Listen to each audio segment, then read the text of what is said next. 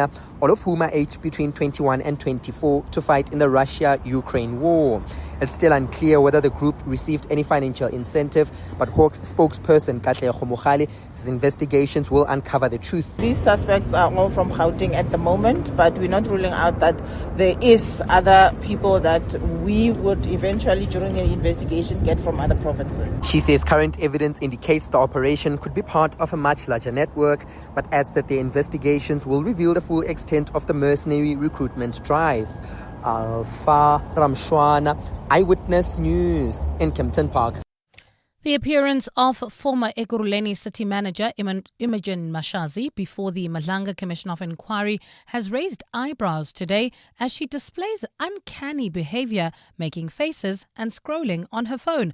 Mashazi has been testifying before the inquiry with a strong focus on why she did not implement disciplinary action against suspended acting EMPD head Julius Mkhwanazi. Oren Singh reports. The Madlanga Commission of Inquiry played an interview EWN conducted with Imogen Mashazi in February, where she explained why she didn't implement disciplinary action against Julius Mkhwanazi. The recommendations were presented to her in an IPID report that found Mkhwanazi faced disciplinary action in respect of fraud and corruption after he unlawfully entered into 2 contracts with companies owned by tender tycoon Vusi Muzikat Batlala. This is what she told EWN in Feb. The IPID report for us was very vague and I was unable to discipline anyone. But during her testimony today, Mashazi was caught contradicting herself, first stating she perused the IPID report before claiming she hadn't in fact gone through it properly but relied on legal to advise her. I deal with a lot of issues, but maybe this one, I did not pay too much attention on it. The Commission was not satisfied with her stance on such a serious matter. Oren Singh, Eyewitness News. Former Deputy President of the Africa Maibuya movement, Robin Nwedo, says there was no discord in his resignation from the party. Nwedo, along with several senior leaders, recently left Floyd Shibamvu's movement, prompting a complete overhaul of the leadership structure at the newly formed political party. Nwedo held a media briefing in Houghton today where he announced his sole focus will now be on growing his worker union, MAUSA. The Manda Shoe Workers Union of South Africa largely represents those in temporary employment like EPWP as well as CWP programs. Nwedo says his work at the Maibuya movement led to him neglecting the union. There was a circular which was extremely brutal from the Department of Corporate Governance, which does not give workers no single rights, as if like they are already in symmetry. And then, due to my commitment as a Deputy President of Maibuya Africa, that circular was issued in September. I saw it in November. The South African Weather Service has received reports of serious damage in some parts of Gauteng, Limpopo and Mpumalanga linked to the recent heavy rain. A level 2 weather warning was upgraded to a level 4 yesterday for severe thunderstorms, damaging winds, hail and excessive lightning. Weather forecaster Letlogonolo Thobela says roof and property damage caused by large hail was reported over in Ekurhuleni as well as Pretoria North. He says they've also received reports of rapid flooding in low-lying areas as well as poorly drained areas, as well as disruptions to traffic due to flooded roads. The public is strongly urged to take weather warnings seriously as they play a critical role in reducing the risk of injury, loss of life or property damage. The impacts clearly demonstrate how quickly weather conditions can deteriorate once thunderstorms intensify. And in France, 600 experts have begun working on the next major UN climate report. It comes as the international consensus on global warming is challenged by US President Donald Trump, who deems the science a hoax. The experts from more than 100 countries are meeting for 5 days to work on the report, due to be published in 2028 or 2029.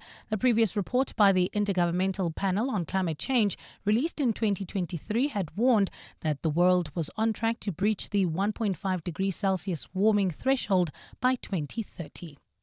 Gold is trading at $4,249.53 an ounce. The rand is at 17.08 to the dollar, 22.59 to the pound, 19.84 to the euro, and Brent crude oil is at $62.38 a barrel. Well, at this stage, if you're leaving Sandton heading towards Midrand, there's bumper-to-bumper traffic. This is on the M1 northbound. This is between Greyston Drive and the Butlu interchange. Also travelling through the Alex Calvin area. Roadwork still causing delays on the N3 southbound between the Butlu interchange and London Road. That's heading towards Germiston, and in Bedfordview. Also still travelling towards the Germiston area. Traffic is a bit sluggish on the N3 southbound between the Kilulis interchange and Van Buren. In your world of sports, Hugo Brosh has officially named his 25-man Bafana Bafana squad, this for the upcoming African Cup of Nations, while the Proteas are back in action on Wednesday after losing day one of their ODI against India by 17 runs. And in Formula One, 3 men, 1 trophy and 1 race in Abu Dhabi left. Who takes it? Norris, Piastri or Max Verstappen?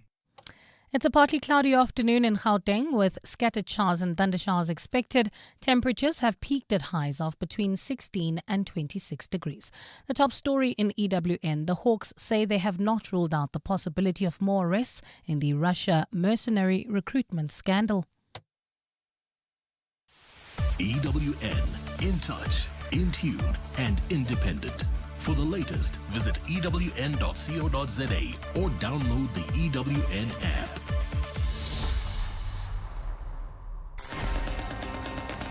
You're with John Perlman on 702. Streaming on the Prime Media Plus app, DSTV channel 856, 92.7 and 106 FM.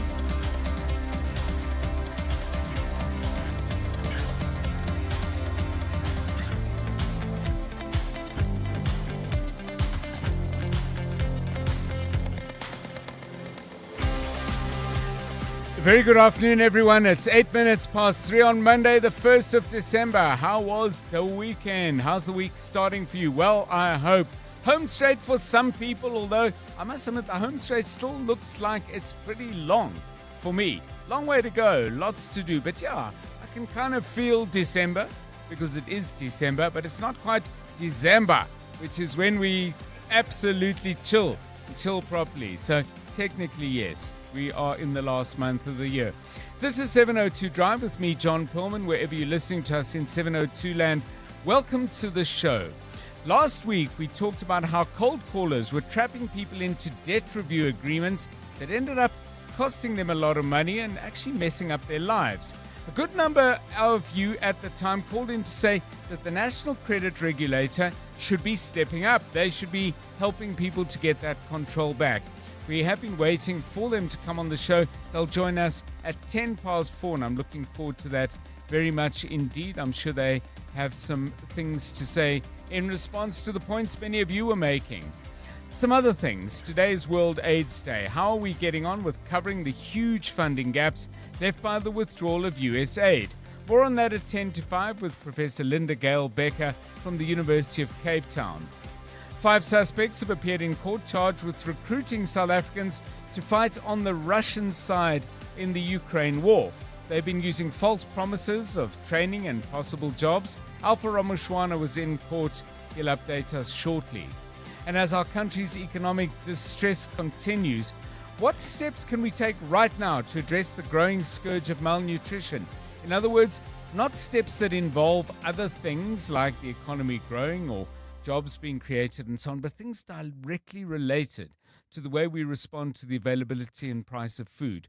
Dr. David Harrison is with the DG Murray Trust. He's got some interesting ideas. He'll share them with us at 20 past 5. We've got all that and a whole lot more on 702 Drive, including breaking news, news from the roads in our regular traffic updates, and the latest from the markets. On the markets, the JSE making a solid start to the week, up by 445 points. The resources index up by 2.4%, all of that mainly driven by a strong gold price. Pan-African Resources, gold miner, up by 4.7%. South 32, mainly in coal, has gained 4.5%, and the platinum miner Valterra is up by 4%. Rand currently trading at 17 Rand and 8 cents against the US dollar. A euro will cost you 19 Rand 87, 22 Rand 63 will get you a pound. Stephen Curtis joining us with all the details at 25 past 4. We'll get sport with Tato Moloto. You heard him a moment ago. Mbali Dlamini is back with the latest news headlines. And we've got Karabo Chale keeping an eye on the roads for us. This is 702 Drive. We're live in the place where you live. If, by the way, you're now in a place where you don't normally live, i.e. already on holiday, I mean, you know, we might hate on you a little bit, but drop us a note. Tell us where you are. If you are sunning yourself somewhere or chilling out, looking at lions at a waterhole or whatever it might be, hey, we will not hold it against you, but we will enjoy a little gratuitous dip into the quieter and calmer life. If it's happening in 702 land, of course, we'll do our best to bring it to you first, but we do need your help. You do see things, hear things, and get an idea of what's going on in places that we can't always be or places we don't know enough about. So anything you want to just update us on or school us on, 072 702 1702 or 011 883 0702. It's 12 minutes past 3. 702. Let's walk the talk. So lots to talk about, lots to inquire about, lots to think about. And there are, of course, those random thoughts or the thoughts that pop up in conversations when you're just shooting the breeze or recapping things you've done on the weekend or whatever it might be. And then an idea pops in your head. And the idea that popped into our head a little while ago was, should all guests at weddings and other big celebrations be treated exactly the same? Obviously, not everybody can sit at the head table at a wedding. Otherwise, it wouldn't be the head table. It would just be a huge table with everyone sitting there. So I get that part of it. But it was prompted by Rifuwe Letsua, good afternoon, a conversation we were having about a wedding where people were seriously in different sections, not just physically, but in terms of what they were going to get. You were just telling us a bit about it. Good afternoon, John, and to the rest of the 702 family. So I was chatting to a friend of mine. She had just gone to a wedding, a few days ago, very exciting, big wedding, right? And she had said to me there was a bit of a hierarchy at that wedding, There was like a bronze section, there was a green section, there was just, these sections. Platinum was also there, so there were different sort of levels. That's where I want to be. Yes. Platinum. Oh, so we all want to be platinum. We want to have the dessert, we want to have the drinks, we want to have everything. So she was saying that with the different levels, the menu would say, if you're in platinum, you obviously have sushi, you have the works, you've got everything. And then if you're in the bronze or the green, I'm not sure which color it was, but the lower color, you wouldn't even get dessert.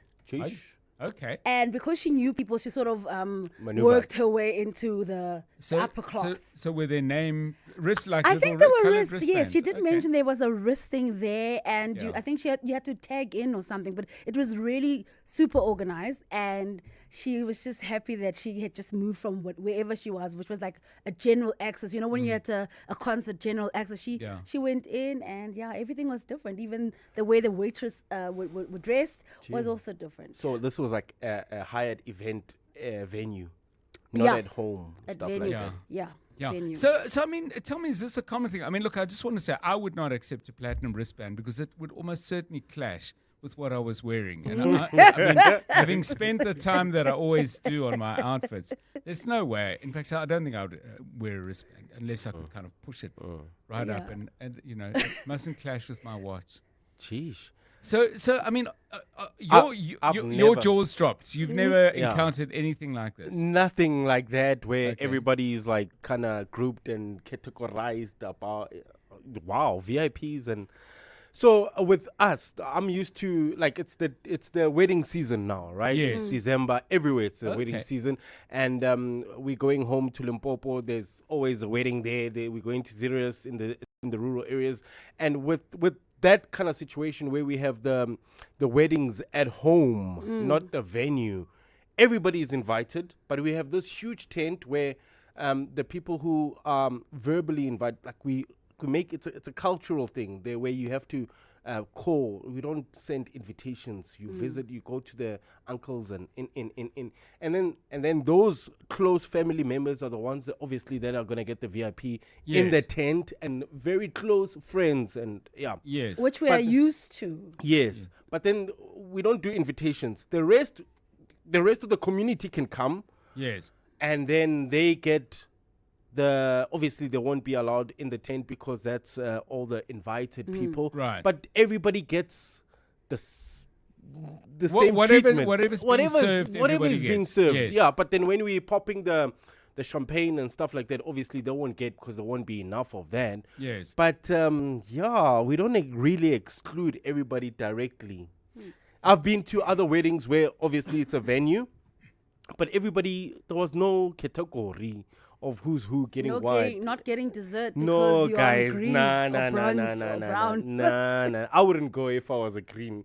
The green is the last number. Yeah, the one that doesn't get dessert. That Why gets the orange juice. Why did you even bother to invite me?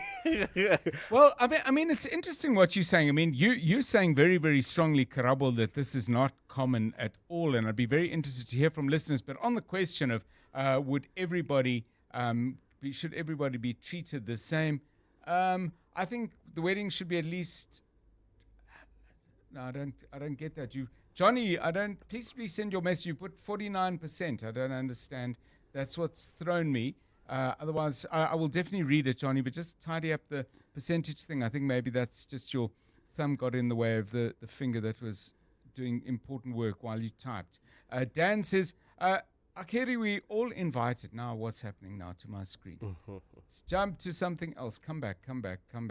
There we go. Yes, we all invited and we honored the invitation. Those rich aunts and uncles had other plans just like us, the non-rich. But we all cancelled those plans. And we honored the invitation. So please, and Clayton says yes, because everyone honored the invitation. Now, maybe this thing that we're describing, because I must admit, we were a bit stunned when we heard this story.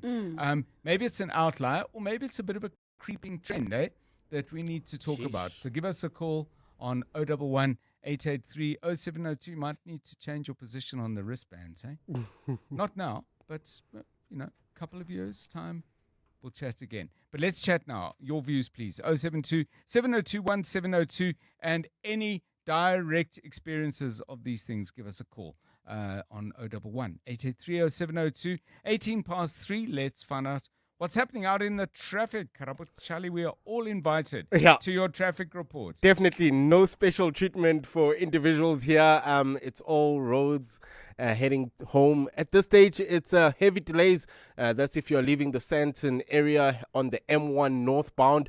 This is between Ethel Oaklands and the Batlu interchange. Not clear what's causing this delay at this hour already, over a 20-minute delay. Also slow-moving traffic. This is heading into Bedford View on the R24 westbound between Edenvale Road and the Kilulis interchange. We still have those roadworks in the Calvin Alex area, slowing down traffic in both directions. This is between London Road and the Batlu interchange. That's on the N3. Look out for those faulty traffic lights in Sunning Hill at Witkoppen and Main Road. Also slow-moving traffic heading towards the intersection of Bears Nodia and the N1 due to faulty traffic lights in the Rand Park Ridge area. If you come across any other traffic issues, please WhatsApp us on 072 702 1702. Clement Maniatella. Weekday mornings, 9 to 12. 9 to 12. My understanding is that he has been practicing throughout the years, and I suppose when these matters are delayed for so long, I mean, there could be prejudices on other people by the very same person who probably, if the Johannesburg Society of Advocates found that they've brought disrepute and they've not behaved in the manner that advocates are supposed to behave, should have been struck off the roll. But because of the delays, you've allowed someone to still practice for so many years, and in the process may have prejudiced other people. I hear what you say about the prejudice that other parties may suffer, but in this case, the delay was caused by Advocate Simalani's own 2017 appeal, and the appeal was finalized in 2023. Advocate Myron Durance, the Vice Chair of the Johannesburg Society of Advocates. Clements Maniatella. 9 to 12 on 702. Team, summer is game time in Mzansi. Every tap, scan, swipe, it all adds up. And FNB is giving us big rewards, partner deals, e-bucks, defense tips, and chances to score experiences money can't buy. But you're only in the game if you pay with FNB. So stay sharp, spend clever, and let's dominate. Get in the game with FNB. Help changes everything. FNB, a division of First Rand Bank Limited, an authorized FSP and credit provider. NCRCP 20. T's and C's, earn rules and limits apply. Kick off to glory with Hollywood Bets and Asi Shege. Be in the game. Go full speed ahead with the epic competition. You stand to win a share of 4 million rand in cash and prizes, including an all-new Toyota Corolla Cross. Bet 10 Rand or more on any soccer fixture or fixtures online or at your nearest branch. Live life in the fast lane. Bet now for your chance to score. T's and C's apply. Hollywood Sportsbook is a licensed betting operator. No persons under the age of 18 years are permitted to gamble. Winners know when to stop. South African Responsible Gambling Foundation toll-free counselling line 0800 006 008 or WhatsApp HELP to 076 675 0710. Sana, he said that till slip is like the N1 highway. It's long. Thanks, Captain Obvious. I got it. It's why I got the new discount battery rewards card that gets me 10% off instantly on over 140 brands. And then, does he not tell me over 140 brands means thousands of products? Exactly. That's why your discount till slip never looked better. Inshallah, son. You know what success looks like. Now discover why focus is the driving force behind every success story. Catch 702 in conversation with Momentum on The Money Show with Stephen Grootes every Thursday, discussing the science of success.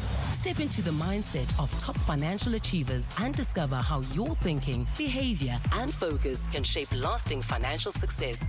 That's 702 in conversation with Momentum. Thursdays on The Money Show with Stephen Grootes. Momentum, your journey to success on 702. Momentum is an authorized financial services and registered credit provider. You're with John Perlman on 702. Let's walk the talk. So very important, and I must admit, extremely intriguing political court case going on. 5 suspects appeared in court, all of them connected to this issue around people being recruited to go to Russia. And they went there, certainly the first batch of people went there because they believed they were being trained to be bodyguards and protectors, to work within the structures of the MK party. They found themselves in Russia. It seems the training was pretty superficial, and within a short space of time, I don't know if you've been following the story, but I'm just giving you the background.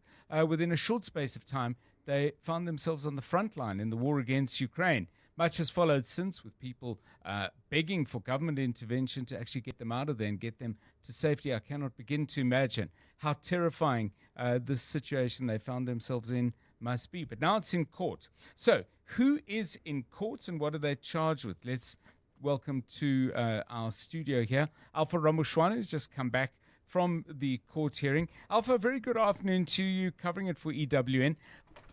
Who are the 5 people in court? We do know, or I do know of one of them, a senior broadcaster at another radio station, SAFM broadcaster, Nonkululeko Mantula. 4 others, tell us about them. Good afternoon, John. Yes, it is 5 people. Patricia Nonkululeko Mantula, a 39-year-old who's a senior broadcaster and journalist at one of the SABC radio stations, and Xolani Ntuli, he is a 46-year-old man. Now, these 2 are accused of luring and recruiting 3 young men to go and fight in Russia. Now, those men are Thulan Mazibuko, he's 24, Spamandla Chabalala, he's 23, and Sfiso Mabena, he's 21. Now, the 3 men that were being allegedly recruited to Russia by the broadcaster and the 46-year-old man are pretty young, John. I mean, between 21 and 24. At this stage, we did have a conversation with the Hawks who are conducting the investigations, and they say it is unclear at this stage whether these young men knew what they were going to do in Russia. They were apprehended at the boarding gate over the weekend, just as they were about to board a flight to Russia. Police said they got a tip-off about 3 men who looked suspicious, and upon questioning, it emerged that they were recruited by Nonkululeko Mantula and Xolani Ntuli, one of them, of course, who is a senior broadcaster. So really young men who were about to go to Russia, perhaps for a war that they knew nothing about. So is this court case only around these 3 men, or does the court case also establish links with I think there's 19 men already there? So those are some of the questions that we posed to the Hawks spokesperson, Katlego Mogale, following the short court appearance today. Mind you, by the way, the court matter was postponed to next week, Monday, where they'll be back for bail. But you would know that the MK party's former member of parliament, Duduzile Zuma Sambula, the daughter of former President Jacob Zuma, is also involved in the scandal. She allegedly lured 17 men to go and fight in Russia. Those men are already in Russia as we speak. But this case is different to that of Duduzile Zuma Sambudla. It's not linked at all, according to the Hawks spokesperson. But she says the investigations will uncover whether the Duduzile Zuma Sambudla recruitment is the same as or linked in any way to Nonkululeko Mantula's recruitment scandal. So at the moment, there are two different cases, but the Hawks are saying that as time goes, they will uncover whether or not they're linked. What are they going to be charged with? Is it under the laws pertaining to mercenaries fighting in foreign wars? Or, I mean, for example, I would wonder, and I don't expect this necessarily to be clarified now, but I mean, if any of these people who are already there get killed, I would have thought you could be charged with culpable homicide because you've created circumstances that led to somebody's death. But are the charges all around the laws as they relate to mercenary activities, or might there be others like trafficking, for example? So for now, they are facing charges only under the Foreign Military Assistance Act. It is not yet clear, and we did pose this question to the prosecutor and the Hawks, which legislation under the Foreign Military Assistance Act did they contravene. They said that we will only know those details on Monday. They're still busy with investigations. But the laws that they are accused of is legislation that regulates how South Africans may participate in foreign military or mercenary activities. So it's all around the Foreign Military Assistance Act. The state does say that if they do pick up something during their investigations over the next 7 days, because they're back in court next week, if they do pick up something, then they will add more charges. But it's such a complex case because the Hawks are arguing that these people are being sent to Russia to fight a war they don't know about without the relevant processes. So if you want to go assist a foreign nation in their war with another country, there are certain processes that you have to go through. So you can actually apply to do that? I didn't realize that. You can apply to do that. It's very, very regulated, under very strict regulation. But this was not followed this time around. So the Hawks are arguing that if something happens to them that side, then whoever recruited them to go to Russia will also have to face the rule of law this side, because they broke the law in sending them to Russia. They didn't follow the relevant and necessary processes. So it's a very, very complex case. It certainly is. Well, okay. I mean, that to me is a very, very interesting development. 5 people charged, more charges potentially up. Alpha Ramushwana, our EWN colleague, thank you, and keeping an eye on what's going on there. I saw the courtroom in the background. It looked like it was pretty full and pretty busy. There were lots of people in the dock. And I was watching the Madlanga Commission. And not today, but in an earlier edition of the Madlanga Commission inquiry, I remember, I can't remember who it was. Oh, no, it was the Parliamentary Ad Hoc Commission. That's right. They said, we are going to take a comfort break. Now, I'm just intrigued. When did that expression, because it's so common now, when did we start talking about comfort breaks instead of saying, sorry, I need to go to the bathroom, but now we call it a comfort break. Some days I feel like a comfort break, but that more involves me being able to rest my head on someone's shoulder while they put the kettle on. But anyway, comfort break has come to mean something else. But I am fascinated by the way things come into the conversations that we have. So give us a call on that on 011 883 0702 and 072 702 1702. I think it's fair to say it's a kind of a euphemism. But if there are any other expressions that we've just started using and then they become part of our common parlance, drop them to me. I love talking about those things and the way language shifts and changes. 3:30 on 702 Drive. Right, let's get the very latest eyewitness news with Mbali Dlamini. We're going down to the courts in the Cape. Good afternoon. Thanks, John. Good afternoon. Murder-accused Zane Killian allegedly organized 3 hitmen for alleged underworld figure Nafiz Modak to kill top cop Charles Kinnear. Modak and Killian faced charges of murder after Kinnear was shot dead outside his Bishop Lavis home in September 2020. The incident forms part of the 122 charges that Modak faces, along with 14 16 co-accused in the Western Cape High Court, Carlo Peterson reports. State Prosecutor Greg Wolmerans today used screenshots of WhatsApp messages taken from co-accused Zayn Killian's phone, referring to 3 armed hitmen. The messages of June 2020, 3 months before top cop Charles Kinnear's murder, show Killian telling a contact save as Modak 2020 that he can arrange 3 armed hitmen. He's talking about armed hitmen, 3 hitmen, and it's going to cost 1,500 rand each. You see that? This doesn't sound good, eh? Wolmerans told the court in a span of 63 days, Killian used 4 out of 7 variations of Modak's name to communicate about tracking Kinnear. Carlo Peterson, Eyewitness News, Western Cape High Court. Let's stay with policing matters. One of the 6 suspects who escaped from custody in the Leidenburg police station in Mpumalanga has been rearrested. Clayton Flank will be appearing in the Mashishing Magistrates Court on the matter. Flank and his co-accused escaped custody in the early hours of Saturday morning. The group faces various charges, including murder, rape, possession of unlicensed firearms, and malicious damage to property. Jabuli Lembata takes a look. During a routine inspection in the wee hours of Saturday morning, police noticed a leaking water pipe in one of their holding cells. This was due to a hole in the wall, which led to the discovery that 6 suspects had escaped from police custody. Police launched a manhunt and received a tip-off, leading to the arrest of one of the suspects at the Kalisville Sports Ground yesterday. Police spokesperson Mpho Nonyan Mpe. Clayton Flank will be charged with escape from lawful custody and is expected to appear at the Mashishing Magistrate Court on Monday. The police are appealing to the public to assist with finding the remaining suspects. Jabuli Lembata, Eyewitness News.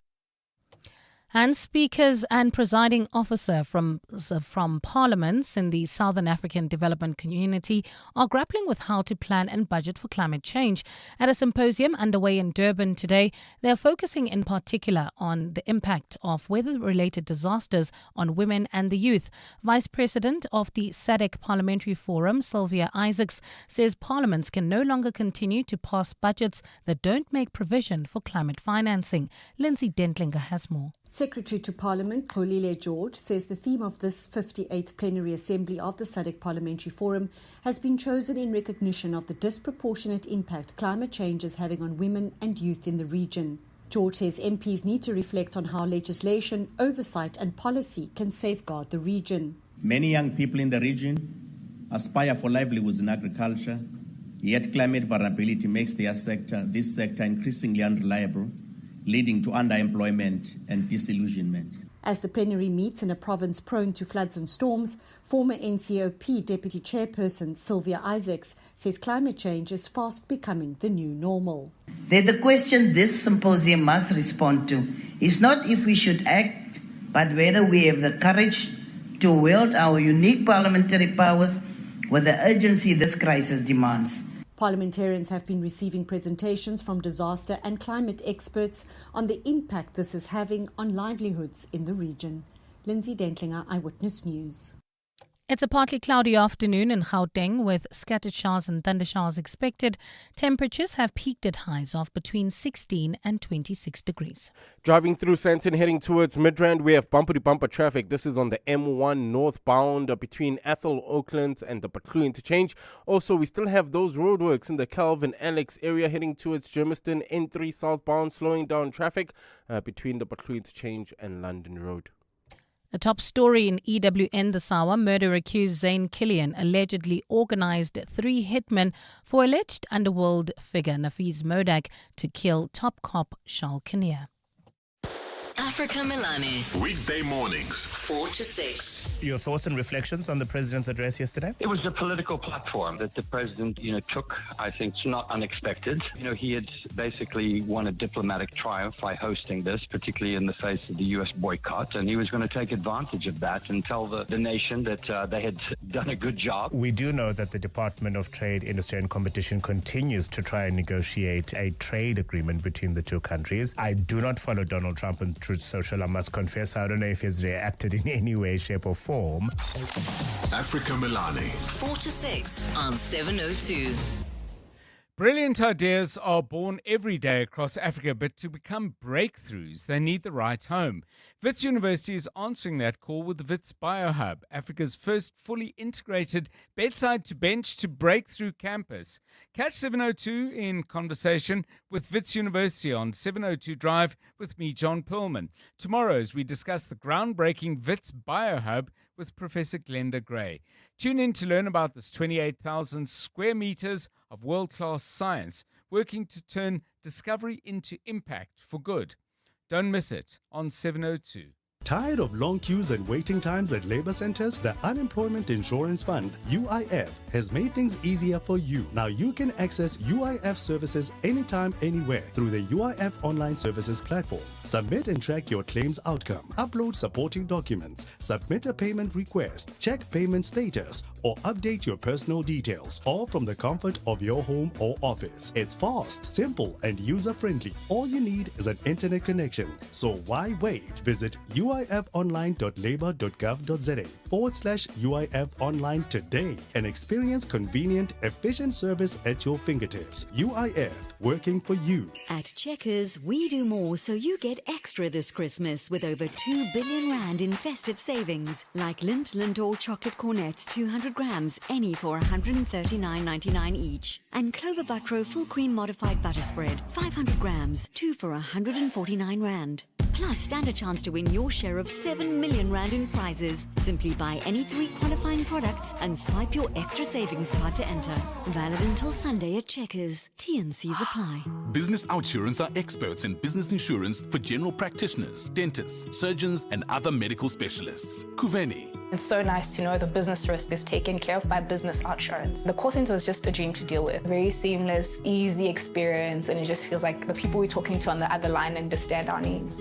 Switch to Business Outsurance and you could get a massive 20% discount on your business insurance premium. Visit outsurance.co.za. Switch and save today. Licensed insurer and FSP. TCs and information online. EWN Sport. 22 minutes to 4. Footballers are anxiously watching every move the Bafana coach makes as squads start taking shape for AFCON and the World Cup beyond it. An update on that story and some others as well. Here's Tato Moloto.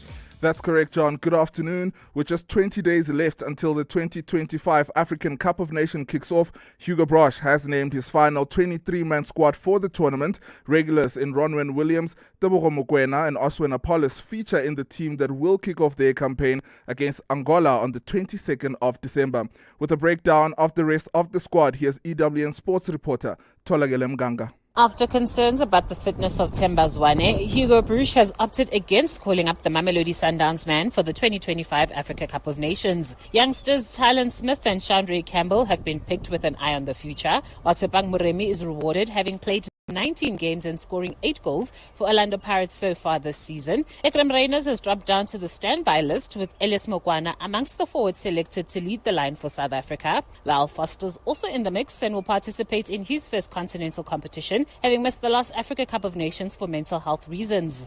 Tolagele Mganga, Eyewitness News Sport, Auckland Park. Staying with football, 4-time league title winning coach Gavin Hunt might be without a job soon. It is said that Durban City have formally issued Hunt with a notice of their intention to terminate his contract prematurely. City lost 2-0 to Orlando Pirates, who now sit top of the table, but coach Abdisalam Owadu warns against complacency. It's a good thing to reach at the half of the season that position, but the most difficult is to stay in that position. If you are not focused, if you stop working, it can be very difficult. So I press my players to keep focused, to keep working, because this PSL is a very high level. In cricket, the Proteas are back in action on Wednesday after losing day one of their ODI against India by 17 runs. Virat Kohli being the superstar of the day with a breathtaking 135, a performance that all-rounder Marco Jansen just could not ignore. He has all bases covered. He plays a short ball well. He drives well, he cuts well, he plays with his pads very well. Bowling against him is obviously not the easiest job in the world, but it's very nice to watch him play. Growing up watching him on TV to where you're actually bowling at him, trying to get him out. It's annoying, but it's fun at the same time, if it makes sense. Meanwhile, Cape Town is gearing up for a showpiece in Sevens rugby this weekend. New Zealand started the series with the blackout at Dubai, with both teams winning their title of the season openers. They chase the same feat in Cape Town when they come up against rivals Fiji in pool play. For the Blitzbokke, they come up against Great Britain. Finally, in Formula One, it's 3 men, 1 trophy and a race in Abu Dhabi left. Lando Norris, Max Verstappen and Oscar Piastri all in contention for that title. Norris missed out on extending his 12-point advantage, this after a team error that also cost his teammate Piastri a podium finish, practically handing Max Verstappen that Qatar Grand Prix, but Norris has not lost hope. Yeah, I mean, the car was good. Oscar finished second and he was very quick, so nothing to complain about. Just strategy as the second car is always just a bit worse, and how do we have it today? So, no, not even that. It wasn't even the fact we're the second car. We shouldn't have done what we did, so simple as that. I feel good. Actually not the best day, but it is what it is, so looking ahead.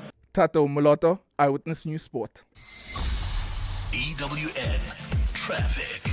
Okay, it's day one. I don't think Joburg yet and Gauteng in general, we're seeing the streets empty yet. It's everybody's still pretty much where they should be and trying to get from where they are now to where they want to be next. So I would expect the traffic is already getting a little bit thicker. Karabo Charlie, Santon is jammed already. Well, talking about people, well, I know for my son, he's decided not to go to school anymore for the rest of the year, and I think that's the case. Is that his decision? Yeah, that's his decision, Wow. and because the curriculum is over, and we respect that, because really they just go there to school to play and draw pictures and stuff like that, and that's the case I've kind of viewed from Yes. other people. The traffic is a bit thinner.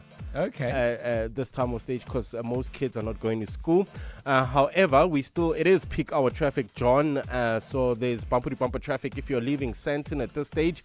This is heading towards Midrand. Not sure what's causing this 20-minute delay through the M1 North between Ethel Oaklands and Woodmead Drive.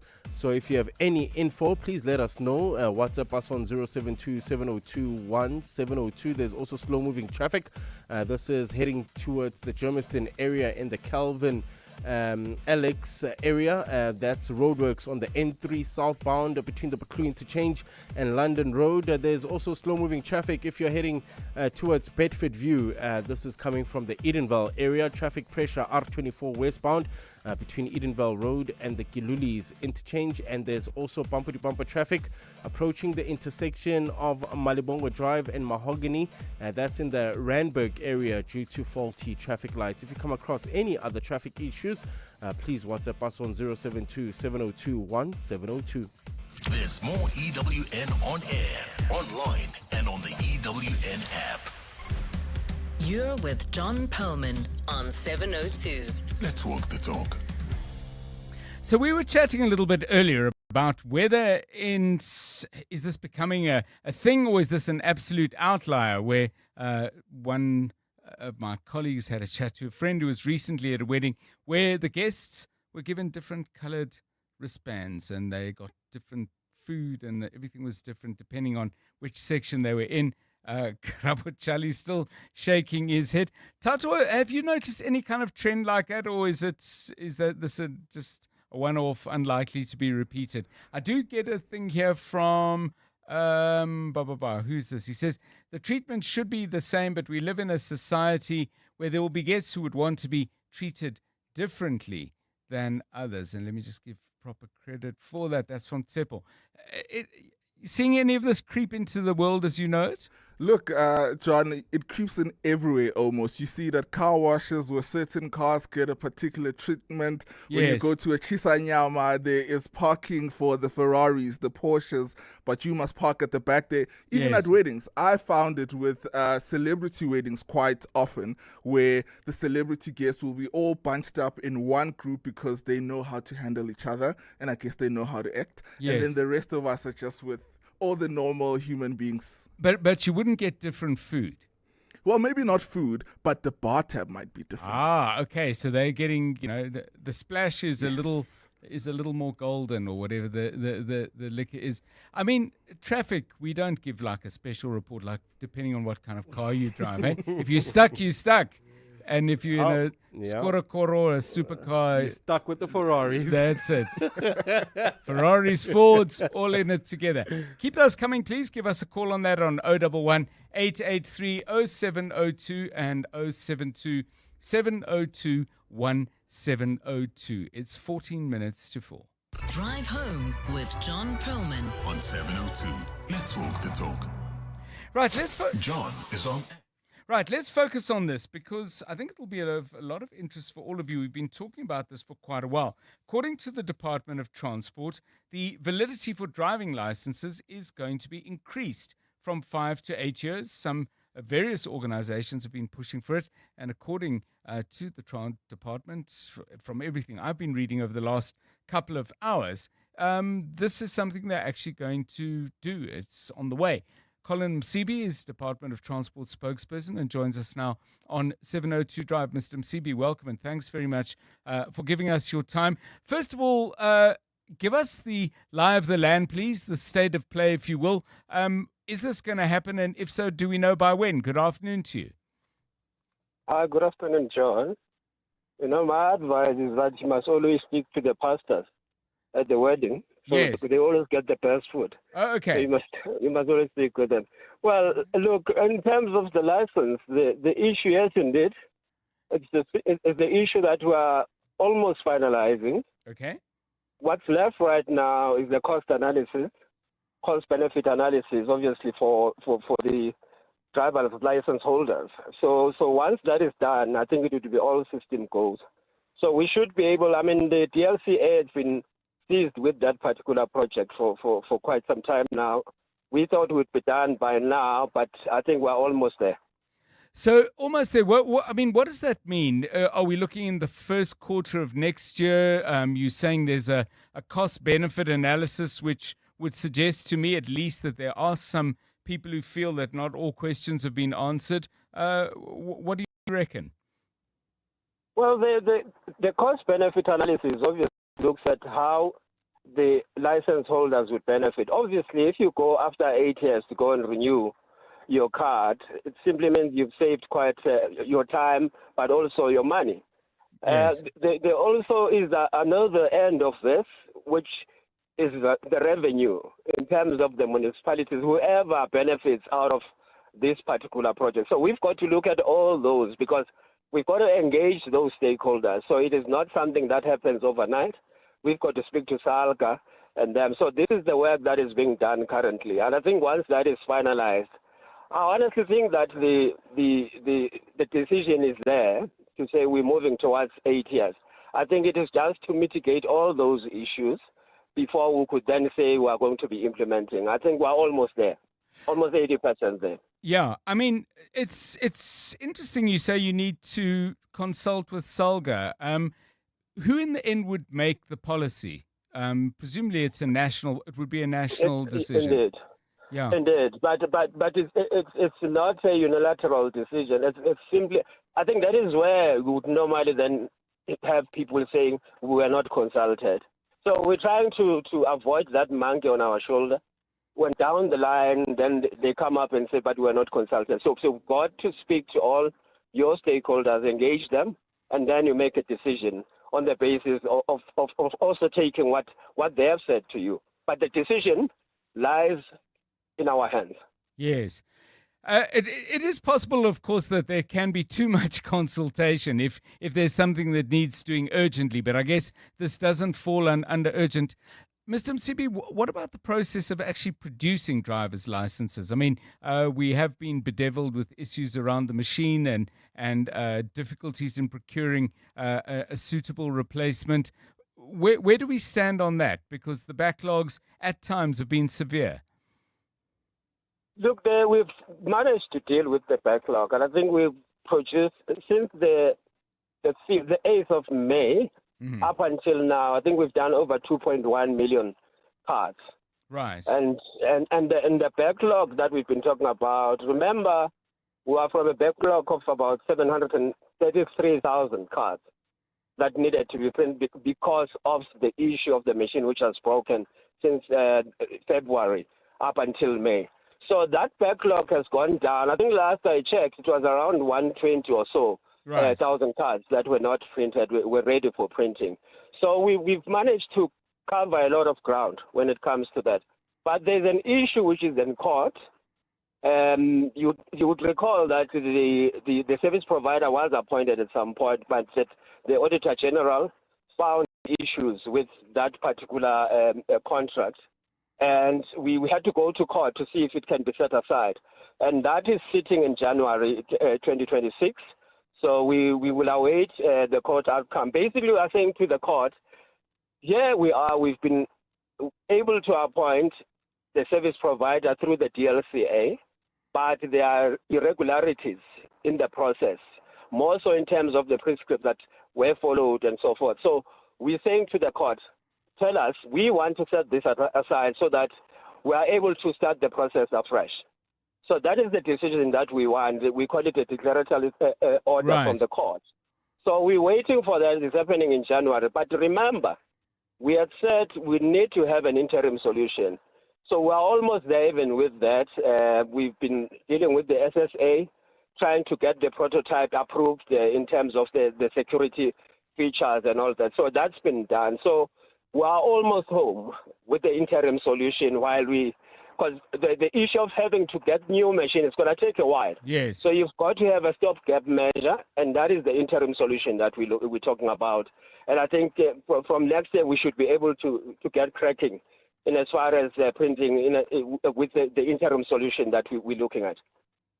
Thank you so much, Colin Msibi, Department of Transport spokesperson. Any thoughts of your own about our licenses getting extended, that when you get a license, it's going to be for 8 years and not 5? I mean, I don't know. Optometrists out there, how much can your eyes deteriorate in the course of 3 years? And you may well argue, well, that's an entirely redundant and possibly even stupid question, because either people take very seriously the quality of their eyesight, and if their eyes are determined to not be adequate, then they go off and get glasses. And then there are lots of people who just don't consider it an issue at all. So any downside to the period of validity of a license being extended by those 3 years? And by the way, I mean, very, very optimistic, Colin Msibi, about covering the backlog on the printing of licenses and the delivery of that very, very important service. Quite bullish, saying the backlog has been dealt with, and saying the prospects for next year look good. So we shouldn't have any kind of problems equivalent to the ones we've had in 2026. If you have direct experience on that, do give us a call on 011 883 0702 and 072 702 1702. Still to come on 702 Drive, we're going to be talking to the National Credit Regulator. And maybe you can just start giving us your thoughts. I mean, we did at the time last week when we first raised the issue about people being put in a system of debt review, being tricked into that system of debt review by cold callers who, you know the score, and we can go over it again when we do the interview at 4:10. But quite a few of you were very critical, saying you'd gone to the NCR for some kind of relief, and that relief had not been forthcoming. We've been chatting to them for a while, and the CEO of the NCR, Lynette de Beer, will be joining us at, about 10 minutes past 4. Right now, it's 5 to 3. You're with John Perlman on 702. Let's walk the talk.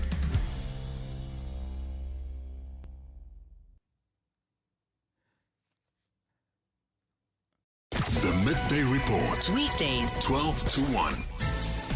On the Midday Report, every day from 12 to 1 p.m., we will bring you breaking news from the scene as it unfolds with newsmakers, reporters, commentators, experts and analysts. We'll explain the stories of the day, give you context for why they are important and what they mean for you. It is everything you need to know in 1 hour, from news to global events, business, sports, science, books, and always some good news too. Appointment listening every day at 12 with the Midday Report. The Midday Report with Mandy Wiener. 12 to 1 on 702. 702. Unbox up to 30% off this Cyber Monday with At Home. Shop top appliances from brands like Smeg, Xiaomi, Instant Pot, and Krups coffee machines for 1 day only on Bash. Plus, save 25% on all furniture in store and online. TFG Rewards members only. T's T's apply. Hurry. Ends today. At home. Imagine more. You could spend 10 minutes waiting for that video to download. Or get a 10-minute quote from Outsurance that could save you thousands on your car insurance. SMS out to 45142. Like 48-year-old Felicity, who now pays a low 836 Rand a month for her 2020 Hyundai Tucson.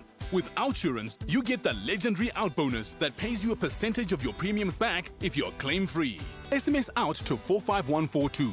Make today the day you switch and get more out. After switching, 31-year-old Palisa now pays only 926 Rand a month for her 2024 Kia Sonet. Ready to get more out of your car insurance? Get a quote today. And if Outsurance can't beat what you're currently paying, you can ask for 500 Rand.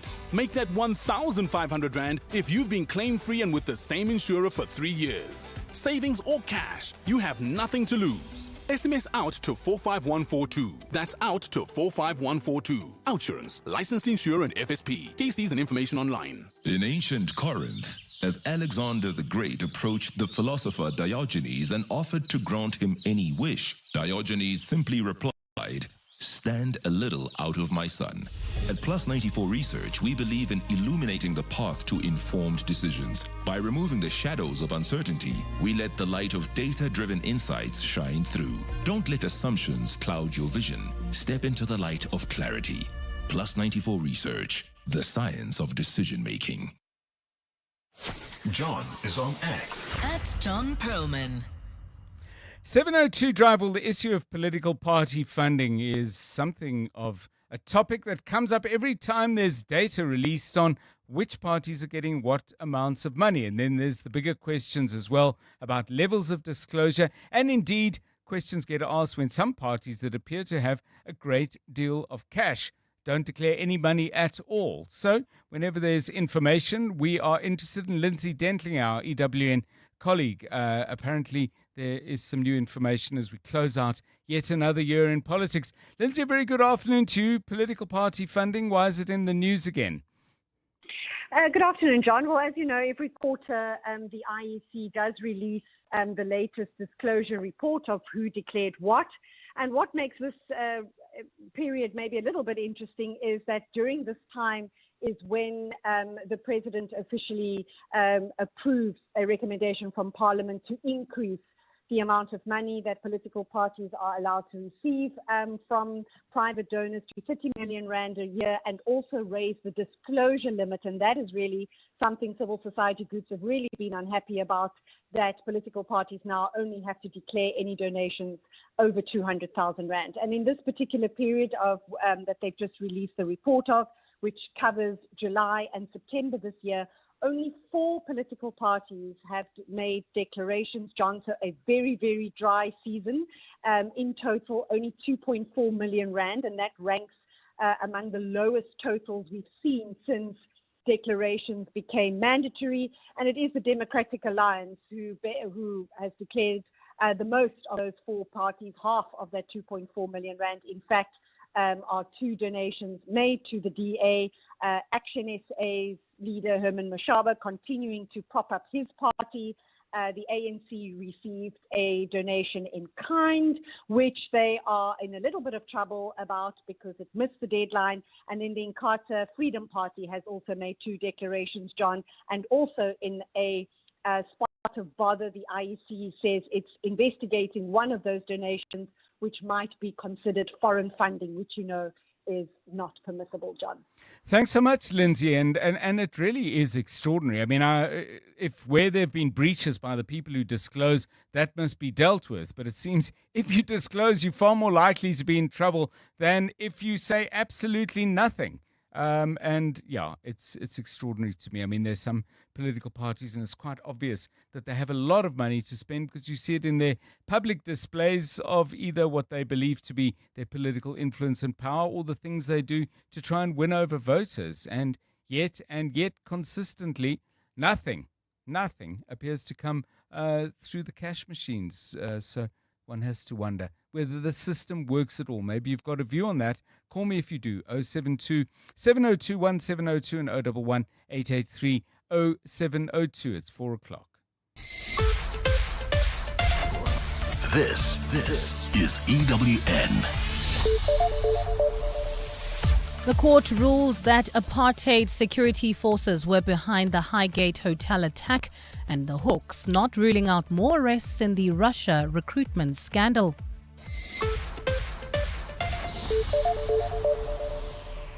Good afternoon, I'm Bali Dlamini. The Eastern Cape High Court has ruled that apartheid security forces were behind the attack on patrons at the Highgate Hotel in East London. The inquest into the 1993 attack wrapped up today in the High Court. 5 people were killed when assailants entered the Highgate Hotel bar on the 1st of May.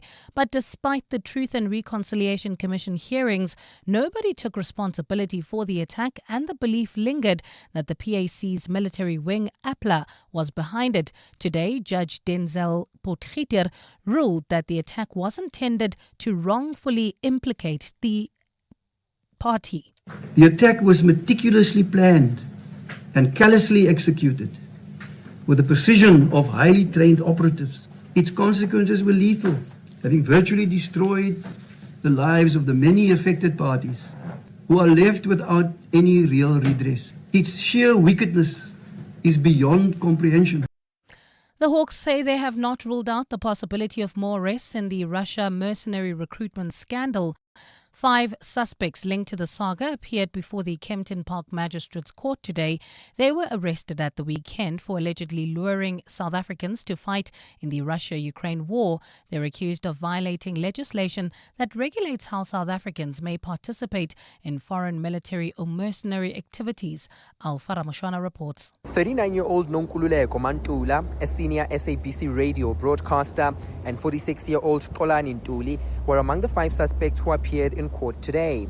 The accused of recruiting Tulani Mazbuko, Spamandla Chabalala and Sfiso Mapena, all of whom are aged between 21 and 24, to fight in the Russia-Ukraine war.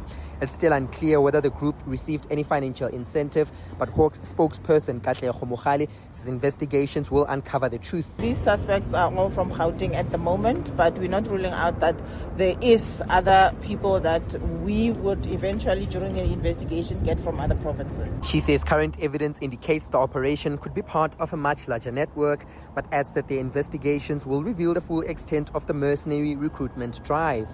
Alfa Ramshwana, Eyewitness News in Kempton Park. The KwaZulu-Natal government has admitted that payment delays for Ithala Bank users are negatively impacting livelihoods as well as businesses. Almost a year after the bank was initially liquidated, customers, including small businesses and the elderly, have not been able to withdraw their funds. This despite a ruling by the Pietermaritzburg High Court that the bank can resume operations. KZN Premier Thamsanqa Ntuli briefed the media in Durban today and weighed in on the matter. We are acutely aware of the stories shared with us, families unable to pay rent, school fees, or put food on the table, small enterprises forced to pause operations, and dreams temporarily placed on hold due to circumstances beyond their control. He also apologized on behalf of the provincial government. These are not abstract challenges. They are human realities that weigh heavily on us as provincial government. To this now, some Ottridgeville residents in Pretoria are salvaging what they can today after their homes were badly damaged by a severe hailstorm. Yesterday, the South African Weather Service issued a yellow level 4 warning for thunderstorms in parts of the country. The capital was the hardest hit in Gauteng, with residents in areas including Danville, Montana and Wonderboom reporting serious damage to property due to flooding. Jabuli Limbata reports. In Ottridgeville, residents from 4 different households on Molase Street are tag-teaming, cleaning up the mess caused by the harsh weather. The concrete walls that once separated their homes have completely collapsed. Some of them have hung out their clothes, mattresses and other belongings out to dry. Rifilo Maudwana says the hailstorm started around midnight and ended in the early morning. It was water everywhere, even inside the houses it was flooded. So the bed, in fact, the furnitures. She says they are yet to assess the cost of the damage from the rain. Jabuli Limbata, Eyewitness News. And in Cameroon, opposition leader Anicet Ikane has died in detention. The 74-year-old leader of the African Movement for New Independence and Democracy Party was arrested in October following post-election demonstrations. His arrest was described by his party as a kidnapping by Cameroonian soldiers. He was being held on charges of hostility against the state, incitement to revolt, as well as calls for insurrection. Critics say his decision may worsen may worsen political tensions. Gold is trading at $4,249.53 an ounce.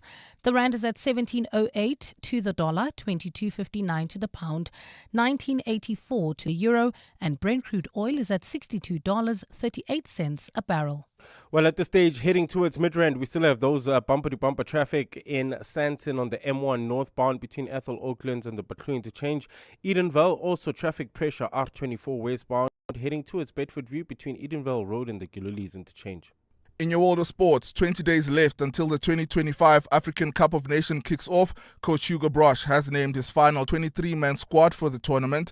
And for the Proteas, they are back in action on Wednesday, this after losing day one of their ODI against India by 17 runs. Meanwhile, there's been some changes in the world golf rankings, but one thing remains the same though. Scottie Scheffler retains his top spot.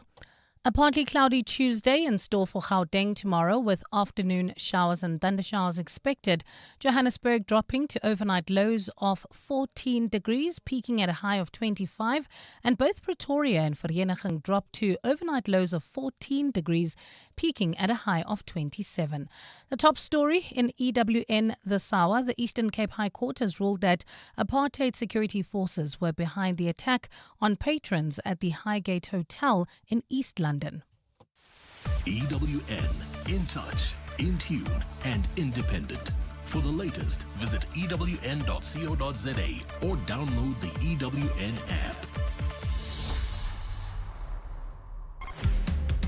7:02. Drive home with John Perlman. John Perlman, 3 to 6 p.m. On 92.7 and 106 FM. Let's walk the talk. 7:02 Drive, welcome to the second hour of the show. It's great to have you with us. Coming up, we'll be chatting to the interim CEO of the National Credit Regulator. You may have heard last week, and you can pick up these interviews, by the way, on primemediaplus.com if you missed them. But the context, Jonathan Fairbairn was, I think you can say it was scammed. There was a company that phoned him, asked him some questions, suddenly found he's the subject of debt review, which he never agreed to. And then when Jono spoke about it on air, we had Maya Fisher-French. She was saying this scam. I think I'm going to continue calling it that because it is dishonest to get people into a process with financial implications for themselves that they never agreed to. Yeah, it's a scam. People said they'd taken their complaints to the National Credit Regulator, who they felt didn't do what they ought to do. So now we've got a chance to chat to the NCR. Interim CEO Lynette de Beer is going to be with us shortly to talk about that. And then in the light of the extreme weather we've seen in the country over a while, but that we've also seen in particular over the weekend here in Gauteng, often when there are flood disasters, there's a flurry of activity. MEC of this and the MMC for that all pull in, and everybody says, no, we're going to fix this, we're going to rehouse people and so on. What happens a year later if you were to revisit those communities? How many of the promises have been met? We'll talk to Imtiaz Suleiman, founder of Gift of the Givers. They're always on the spot, or invariably on the spot, when the disaster happens. But I think you'll have a keen sense as to whether the longer-term relief actually kicks in or not. All of that and more coming up on 7:02 Drive. We asked you to respond to a story we told about a wedding in which the guests were tiered, let's put it that way. Some of them got some kind of food and some got others, and we asked if anyone's experienced that kind of thing, or was this a little bit of an outlier? This is what a few of you had to say about that. 702. WhatsApp John on 072 702 1702. Ndate John. Yes, Ndate John, you know what, ne? It is very much welcome. I mean, 5 years instead of 8 years, it's really gonna take off the weight of a lot of people. But there might be a downside to this, Brajon, and the downside might be that we might end up paying more to renew that driver's license. And things like traffic fines and so on, they might be adjusted to offset the extended validity of the driver's license. This is just my opinion. You know, at the end of the day, it's all about how do we offset the cost, because it is a loss. It's an advantage to the consumer, yes, but to some extent, it's a loss to the department. Good afternoon, John. Interesting that you're speaking about wedding. I'd like to find out if anybody has experienced this thing. This past weekend, my brother, who was representing my cousin sister, if you want to call it that, for the lobola negotiations. Now, the groom, when they came in, the delegate for the groom, when they came in and it was time to obviously let's negotiate how much we have to pay and all of those things, what they actually did, interestingly, is, normally they would put in, let's say, first 5,000 Rand and say this how much, and then you add and all of those stories. All they did is they actually came with a framed proof of payment where they've already deposited their whole money. They put it there, so it was like, hey, here is our payment, and they put a proof of payment that was framed already. And that my brother then comes like, and what is happening here? This is the weirdest thing I've ever experienced. So I want to know if anybody has ever experienced that. Thank you. Thank you very much. Well, we've got another thing to get your thoughts on. Share it with us if you've got an experience of your own on 011 883 0702 072 702 1702. It's 12 minutes now past 4. EWN Traffic. This EWN Traffic is brought to you by South African Airways. SAA now operates 2 flights a day to Gaborone with morning and afternoon departures. Book now at flysaa.com. Sandton, a little tricky getting in and out. It would seem probably more difficult getting out as people try and flee Monday. But Karabo Charlie has the details. Well, at this stage, I'm afraid in the Sandton area, you can expect heavy delays. This is on the M1 northbound, heading towards Midrand between Ethel Oaklands and the Batlu interchange. Delays already throughout Joburg. John, it's a rainy day, afternoon this Monday, I'm afraid. So things are going to be a little bit different. Delays through Midrand. This is heading towards Centurion on the N1 southbound between the Batlu interchange and Samrand. Also, if you're traveling through the N1 southbound heading towards Rudaport, leaving the Four Ways area, bumper-to-bumper traffic. This is between Rivonia Road and Bayers Nordium. In the Ekurhuleni, we still have those delays heading into Bedford View. That's if you're leaving the Boksburg Edenvale area. R24 N12 westbound between Edenvale Road and the Giluli's interchange. If you come across any other traffic issues, please WhatsApp us on 072 702 1702.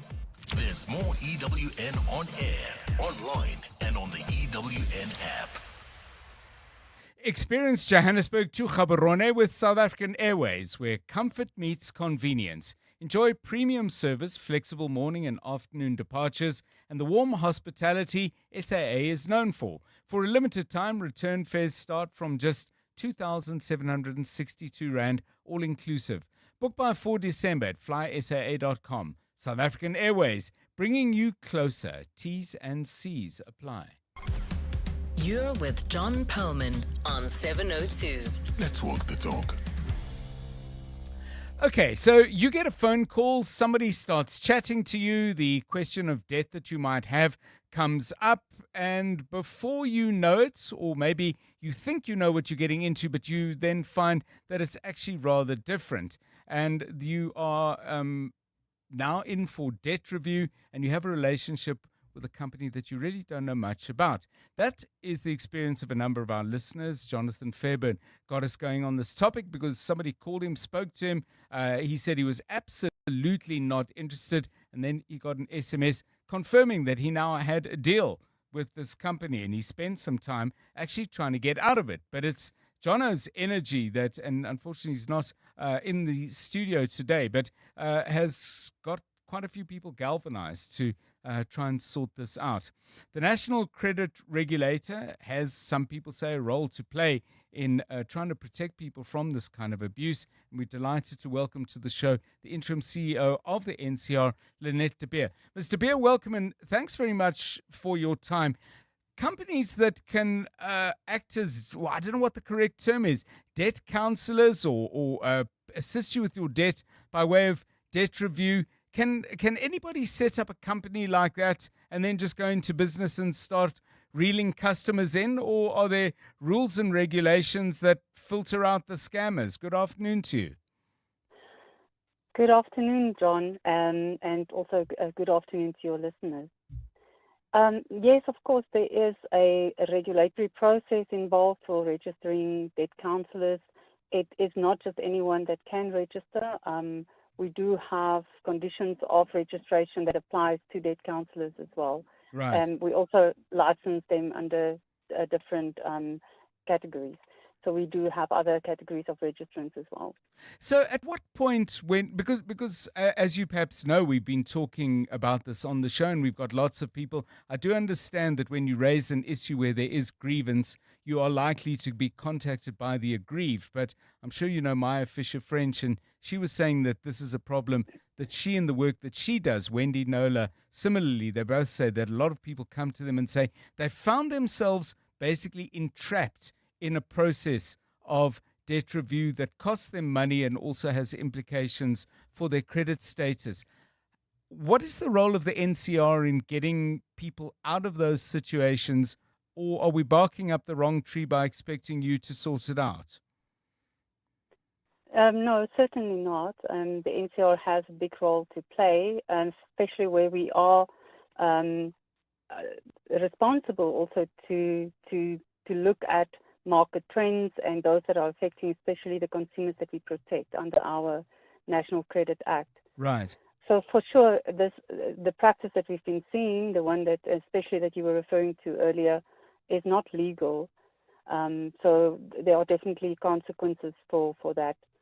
What are the consequences? I mean, I would have thought if you do it once, you get a warning. If you do it twice, you get a final warning. And after that, surely you should be out of business. I mean, does this conduct not verge on the criminal? So if it's not legal, then of course it's criminal. So yeah, the NCR does have, we issued guidelines obviously on the process of how the debt review process works, especially for the consumer to also understand their rights in entering this process, because it does require the consumer to understand the process completely before they enter into it. So it's definitely and also on enforcement side, there's not a first warning, second warning principle. If it's illegal, it's illegal. How many companies would you say over the last 12 months have been, I'll call it struck off the roll, and I'm sure that term which applies to lawyers is not the correct one, but you'll give me the equivalent. How many of them, I don't know if people need some kind of NCR accreditation or at least verification, but if that is indeed an essential part of operating in this space, how many people have you withdrawn their accreditation over the last 12 months? John, unfortunately, I do not have that kind of stats with me right now.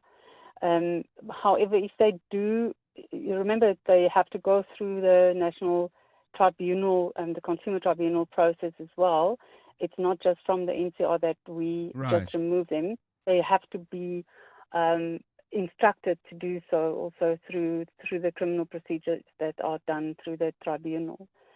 So unfortunately, I don't have that stats with you. I'm happy to send it off at a later stage. Yeah, no, I'd like to get it. But I mean, let's forget the numbers. But you could give us a sense as to whether this is something you see as a significant problem. And secondly, whether you exercised with it, either by taking action and setting in motion the sanctions that you've just described, or maybe you're looking at the processes for accreditation and saying, hang on a bit, we need to tighten up A and tighten up B.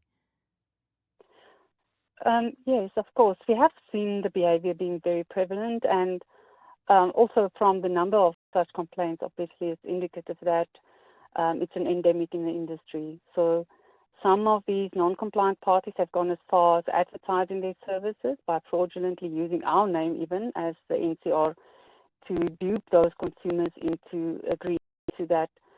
So, by the way, if a consumer always, if they mention the name of the NCR, then you know that should be a red flag for you as a consumer. So, debt counsellors who engage in this conduct, it's prohibited conduct. If they detect it, of course, we will take legal action against them. So, what the NCR has done, it's become more and more prevalent over the last few months and perhaps the last 2 years even. So we have, of course, the normal circulars and issuing of information that we always do. However, more recently we've become more, I would say, focused in our attention on addressing the matter. So first of all, we have to address the quality of the debt counsellor that's out there. So the training and the education's become very key in developing the program for qualifying those debt counsellors. So I'm going to... do finish your point, please. No. So I want to move on to the next item. So if you have a question on the qualification, go ahead. No. I mean, I was to make your next point, and then we can wrap. Right. So we have improved always on the number of our investigations. We've been focusing a lot on debt counselling to understand also, what is it that is really causing it. But we have a very highly competent team of inspectors and legal advisors. So they have gone out a couple of times for me just to do those enforcements and to inspect and see what they can come up with. So if we far outreach, exceeded the target that we wanted, but it's good for us. And then during a strategic session we had this year, we decided to firm up on how we address the issue. Thank you very much, Lynette de Beer, interim CEO, interim CEO at the National Credit Regulator. 23 minutes past 4. Drive home with John Perlman on 702. Let's walk the talk. So we've had severe weather in the country over a good many weeks now. It's been a problem over a good many years. And as I said at the top of the show, when there is a severe flood, often you get a sense of government attention, MECs, MMCs, mayors, sometimes national ministers on site. And in addition to the immediate relief, there are undertakings given about how people's lives will be restored. People have lost shelter, lost property, and so on. But what happens 6 months down the line, maybe 12, when the spotlight has moved somewhere else? Because there's always trouble in this land of ours, and perhaps we're not paying the attention we deserve. We thought we'd clock in with somebody who's well known for being involved in the relief space to get a sense of whether those promises of shelter, perhaps more secure housing, or any other kinds of longer-term solutions are actually delivered. Dr. Imtiaz Suleiman is founder of Gift of the Givers, and he joins us on 702 Drive. Dr. Suleiman, welcome, and thanks very much for giving us your time. I mean, I'm probably asking you to generalize, but I think let's start off there.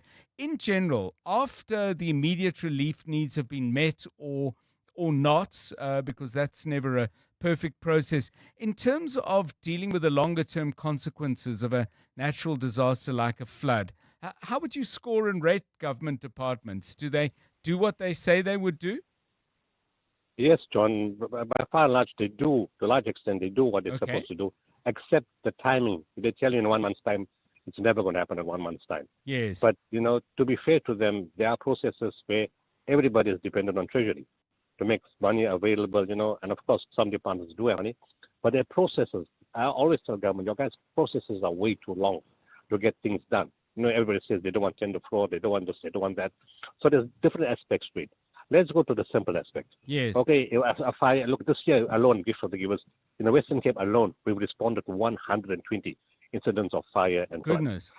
Yeah, just in the Western Cape alone. And December has already started with a bang, and as I'm talking to you, we just hit another fire right now. Joe Slovo Informal Settlement in Cape Town. Mm-hmm. But what happens is normally in areas like this, like in informal settlements, it's a different approach. Formed houses, proper normal houses, it's a different approach. infrastructure that belongs to the country. It's a different approach. Mm-hmm. So there's different ways of doing this. Now, we the first responders in almost every case in the country, if there's a level 6 storm warning coming, the MECs will call us, the Premier will call us, disaster management will call us. We're on standby. We come with search and rescue teams if necessary. But we provide basic stuff, and human settlements have now taken it upon themselves, where in an informal settlement, they will provide you with a housing kit. People will build it themselves because they're quite used to doing this themselves. So human settlements, within a very short space of time, in the last few months, have been delivering on their promises. That's Where great. giving kits to people, that gets done. And then, of course, the government has been good with infrastructure. You know, the highways have been broken 2019, but Cyclone Idai that affected Mozambique, Malawi, and Zimbabwe. But we had floods in Durban Mhm. and along the coast. Then 2022, we have massive damage there again. Those bridges, those roads took some time, but they got fixed up. Where it took longer is the water system in Tonga and Riverdalam. That hasn't been completely sorted out. So you have some areas, some departments doing very, very well, and other areas where the sewage and E. coli goes into the sea, not doing so well. Yeah. So Dr. Suleiman, what about where, for example, people are living not necessarily on a wetland, but too close to a river that is known to flood? I mean, it's easy to say, well, you know, government hasn't sorted that out, but in fact, those people shouldn't be there at all. But they're there for a reason. There's nowhere else to live or whatever.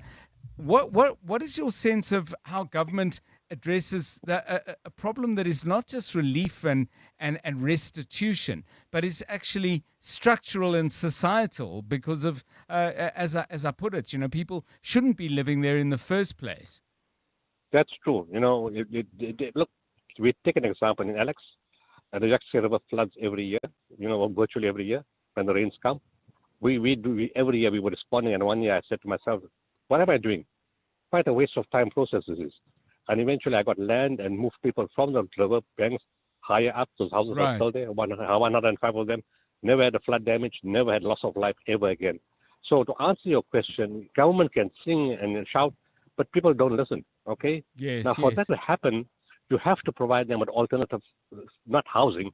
Let's be honest, government can't afford housing for everybody. It's not possible. Mm. People don't mind a piece of land. They'll do it themselves. They'll build a shack today, and maybe in 6 months' time, they'll put bricks or corrugated sheeting or whatever. They'll change the system. They just want that piece of land. Now, that piece of land that has to be given to them should be not too far from the water bank where they are. Slightly higher up, but not 10 kilometers away. It affects their work. It affects their schooling. It affects their family life. They don't want that. So they want to live near where they were initially. Of course, the river bank is not a perfect area to be in, and that's a loss of life. In the April 22 floods in KZN, we lost a lot of life because of that. So, and I keep telling government in all the different provinces, when you have a flood or a fire, it's the ideal time to move people. You know, create shack communities and say, in this space, we give you the space. It's 500 meters from where you are, but only 50 shacks can come inside here, not more than that. Sure. If you do that, you can prevent more fires, more floods. Well, you can't prevent floods, but you can prevent greater damage. You can create spacing like what we did with proper houses in Alex. This can be used as an opportunity. Don't build on servitude lines. Don't build near the floodplain. But yeah, have a shack committee and make sure that no more than 50 families come here. Then another piece of land. We can organize that. Let's not tell the people you're going to give them houses because we are never going to give them houses. But you give them a piece of land, they'll fix it themselves and keep them spacing. We won't have repeated fires like we're dealing with right now. We go to the same settlements over and over again to the fires that are happening over and over again. Thank you so much, Dr. Imtiaz Suleiman. Interesting insights, founder of Gift to the Givers. 29 minutes past 4. EWN Business. Stephen Curtis, a very good afternoon to you. How's the market going? Yeah, very nicely, John. Good afternoon. Partly because of stronger gold and platinum prices. The all-share index up 0.55% at 111,566 points. Financials up down 0.4%. Industrials up 0.12%. And then resources up very strongly 2.21%, as you would expect. And really, the gold price is much higher. It's past $4,200 an ounce at the moment. And so Pan-African Resources, Implat, South 32, all up very strongly, up by by over 4% in some cases. Life Healthcare up 3.5%. They had that update late last week. And then Richmond up 2.4% today. There was also quite a few bits of corporate news around. So Remgro going to take over full control of Mediclinic's operations here. A subsidiary of its other owner, the Mediterranean Shipping Company, will own its operations in Switzerland. They'll hold their joint interests in the Middle East and the UK. We've seen an update from Standard Bank. Their guidance, they say, is unchanged for the year ending in December. A 10-month trading update today. The group says banking revenue is up by mid to high single digits compared to last year. Also continued strong origination or new loans in investment banking. Some of that was partly offset by lower interest rates. And Alex Forbes reporting its normalized headline earnings per share are up by 41% in the 6 months to the end of September.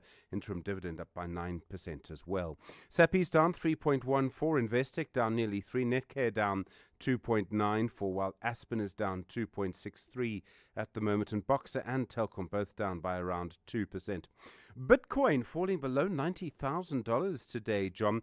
Quite a big sell-off. Was down by 6% at one point, down by around 5% now. We'll talk a bit more about that on the Money Show, because this is sort of supposed to be Bitcoin's time. You know, you've got a sort of crypto-friendly president in the White House, etc., and yet that's not what's happening.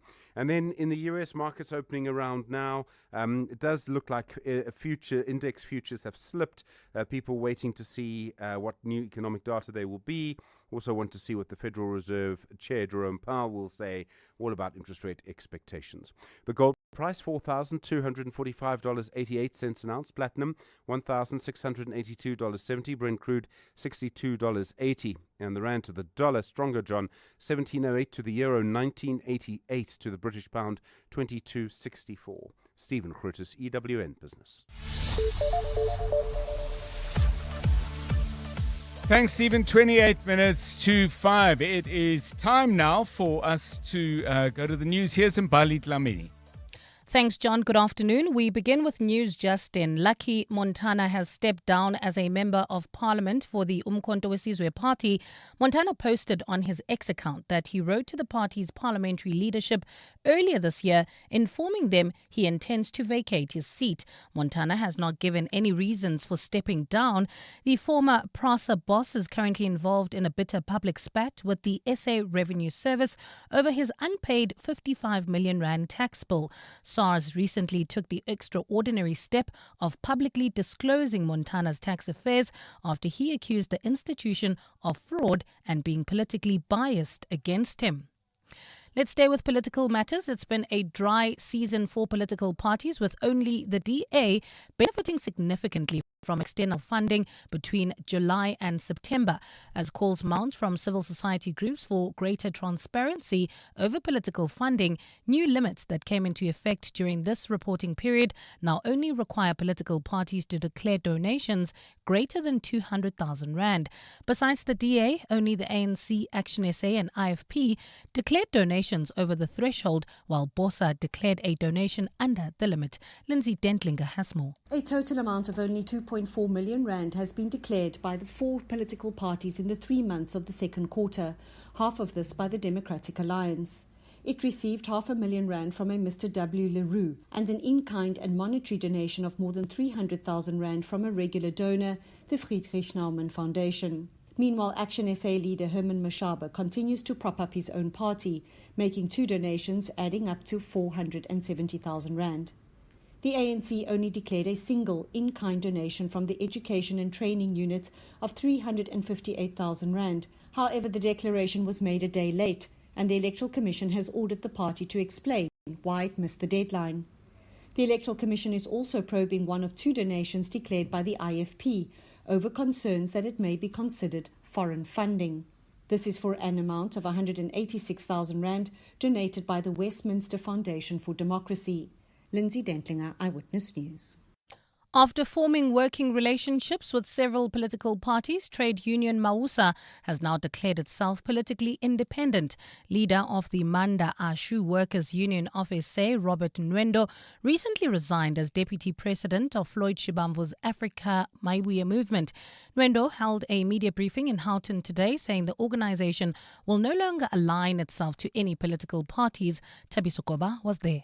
Since the dawn of democracy, trade unions have aligned themselves with political parties, leveraging their worker base to garner influence. Mausa has also done the same, creating relationships with the ANC, the Umkhonto weSizwe Party, and more recently the Africa Maibuya movement. However, President of Mausa, Robert Nwendo, says this ends today. We sought partnership to influence policy and fight for the rights of the marginalized, but we have learned a bitter truth. The plight of poor and vulnerable workers is not genuine priority for any of these politicians. Workers are mere stepping stone. While its membership numbers are unknown, Mausa largely represents workers in temporary employment programs like EPWP and CWP. Thabiso Koba, Eyewitness News. And in France, 600 experts have begun working on the next major UN climate report. This comes as the international consensus on global warming is being challenged by US President Donald Trump, who deems the science a hoax. The experts from more than 100 countries are meeting for 5 days to work on the report, due to be published in 2028 or 2029. The previous report by the Intergovernmental Panel on Climate Change, released in 2023, had warned that the world was on track to breach the 1.5 degrees Celsius warming threshold by 2030.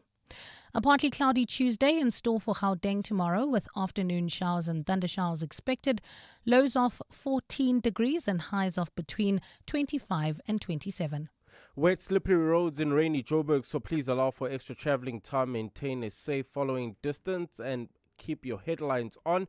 At this stage, if you're leaving Sandton Central, several routes are congested. These include Catherine Street, Sandton Drive, Rivonia Road, as well as Greyston Drive in Sandton. That's driving through Melrose, heading towards Midrand bumper-to-bumper traffic. M1 northbound between Ethel Oaklands and the Batlu interchange. The top story in EWN, Lucky Montana has stepped down as a member of parliament for the Umkhonto weSizwe Party. 702 Afternoons with Relebohile Maboja, 1 to 3 p.m. How unique is Vanessa's case? Do you come across many patients of Vanessa's age, pregnant at 45, and it being as smooth as what she's describing? I know, of course, Vanessa doesn't mean it was smooth, but in relation to how tricky pregnancies can be, doctor? She's very lucky. You don't. She is against the norm, against the standard. So you have an increased number of women who are falling pregnant after 40. The issue is arising is that women are only trying later in life. They're not attempting to have babies before 35, a large majority, because of careers. Dr. Deshni Naidu. 702 Afternoons with Relebohile Maboja. Let's walk the talk. Every day I'm hustling. It's our reality as business owners. And it's good to know that there's someone out there who takes care of the business that makes the business. Gotta love My Way Business Insurance. Saving big on premiums with 24/7 emergency services, plus My Business Assist with marketing, legal, and labor advice services. Visit myway.co.za or dial 0860 64 64 64 and get a quote today. My Way is a licensed non-life insurer and FSP. T's, C's, and standard rates apply. My Way. Live your way. Live your best hoop life with Hollywood Bets. Bring your big game energy to the court as we welcome a thrilling new NBA season. Bet 50 Rand or more on any basketball fixture, and you could score a share of 250,000 Rand in cash or an epic NBA shopping spree. Bounce into blistering action. Your ultimate slam dunk moment awaits. Bet now. T's and C's apply. Hollywood Sportsbook is a licensed betting operator. No persons under the age of 18 years are permitted to gamble. Winners know when to stop. South African Responsible Gambling Foundation toll-free counselling line 0800 006 008 or WhatsApp HELP to 076 675 0710. 702. WhatsApp John on 072 702 1702. Hi John, talking about comfort breaks for bathroom breaks, I've always found it weird saying you're going to the bathroom and you're going to the toilet, because I think there's a difference between a bathroom and a toilet. I mean, if there's any bad thing that's going to be done in that toilet is the washing of my hands. Otherwise, I am going to the toilet. What's wrong with that? Hi, John. Jack here from Amaskra. The truth is around debt cancelling that it doesn't assist to have legislation that is not enforced or enforceable. The same thing happens here with people who call clients without their permission. The same thing happens with the mushrooming squatter camps around Bonaccord, north of Pretoria. We are told that they are bylaws, but you never see people in uniform with resources to implement what they are saying is their so-called legislation. So yeah, it's as good as dead. Jack from Amaskra. Thank you for that. Keep those voice notes coming, please, on 011 883 0702 and 072702 1702. 19 minutes to 5. Let's get the latest sport. EWN Sport. Hugo Bruce, Bafana coach, is picking his squad. Let's find out exactly who he's picked and who's out. Tato Moloto, good afternoon. Afternoon, John. We start in Auckland Park, where Hugo Brosh announced his 23-man squad virtually to the SABC, as he still remains in Belgium with his family and will fly out to the United States for Friday's FIFA World Cup draw. Brosh also discussed the decision to call up youngster Chandre Campbell and Tylen Smith. Thailand played the AFCON. It was a little bit surprising that Club Brugge didn't release Chandre to go with U20. But I think it's a great opportunity for those two players to adapt to a higher level, to see what's happening with Bafana, what's happening on the training. So they have a lot to learn now in the next weeks. Bafana's opener is against Angola on the 22nd of December. In cricket, India beat the Proteas by 17 runs in their first ODI. India posted 349 for 8, with Virat Kohli smashing 135 of those balls. A performance all-rounder Marco Jansen just could not ignore. He has all bases covered. He plays a short ball well. He drives well, he cuts well, he plays off his pads very well. Bowling against him is obviously not the easiest job in the world, but it's very nice to watch him play. Growing up watching him on TV to where you're actually bowling at him, trying to get him out. It's annoying, but it's fun at the same time, if it makes sense. Meanwhile, Sevens Rugby takes us to Cape Town this weekend. Yesterday, the Blitzbok beat Spain 21-12 to finish 5th in Dubai. They meet Great Britain at the weekend, with New Zealand up against Fiji. In Formula One, the Formula One Drivers' Championship will be decided on the last race of the season in Abu Dhabi. Norris, Piastri and Verstappen all in it for the win. Last night, Verstappen won in Qatar ahead of Piastri and Sainz. Norris on 4th. This after McLaren's poor car call not pitting under the safety car that McLaren made there. Here is 4-time champion though, Max Verstappen. Yeah, I mean, we did the right call there, of course, to box. So I was very happy with that. But I think overall, over the whole race, we were not too bad in pace. I mean, we didn't have the pace of McLaren, but of course, when you make that call, you already have quite a big gap, almost like a free pit stop. So yeah, very happy to win. I know, of course, the gap came down quite a bit, but at the same time, you need to be realistic. I think winning it on pure pace, probably not, but anything can happen in a race like it showed today. Let's wrap things up on the golf course. Tommy Fleetwood leapfrogs Xander Schauffele into 3rd place in the latest World Golf Rankings, with Scottie Scheffler retaining his top spot. Tato Moloto, Eyewitness News Sport. EWN Traffic. EWN Traffic is brought to you by Outsurance. SMS the word out to 45142. Do it now and you could save on car insurance. If you don't, ask them for 500 Rand. Karabo Charlie with the latest. Well, wet, slippery roads in rainy Joburg at this stage, John. So please, if you're on the roads, allow for extra traveling time, maintain a safe following distance, and please keep your headlights on at this stage if you're leaving Sandton Central. Several routes are congested. These include Catherine Street, Sandton Drive, Rivonia Road, as well as Greyston Drive. If you're traveling through Sandton, leaving Melrose, heading towards Midrand, bumper-to-bumper traffic, M1 northbound from Ethel Oaklands to the Patloo interchange. Bryanston, Randburg area traveling towards Roodepoort. Traffic remains heavily backed up on the N1 southbound between Rivonia Road and Bears Nordium. Calvin Alex area traveling towards Germiston. We still have those roadworks. N3 southbound between the Patloo interchange and London Road. And finally, if you are in the Edenville area, heading towards Bedford View, traffic pressure R24 N12 westbound between Edenville Road and the Gilulis interchange.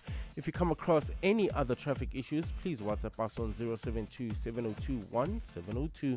There's more EWN on air, online, and on the EWN app.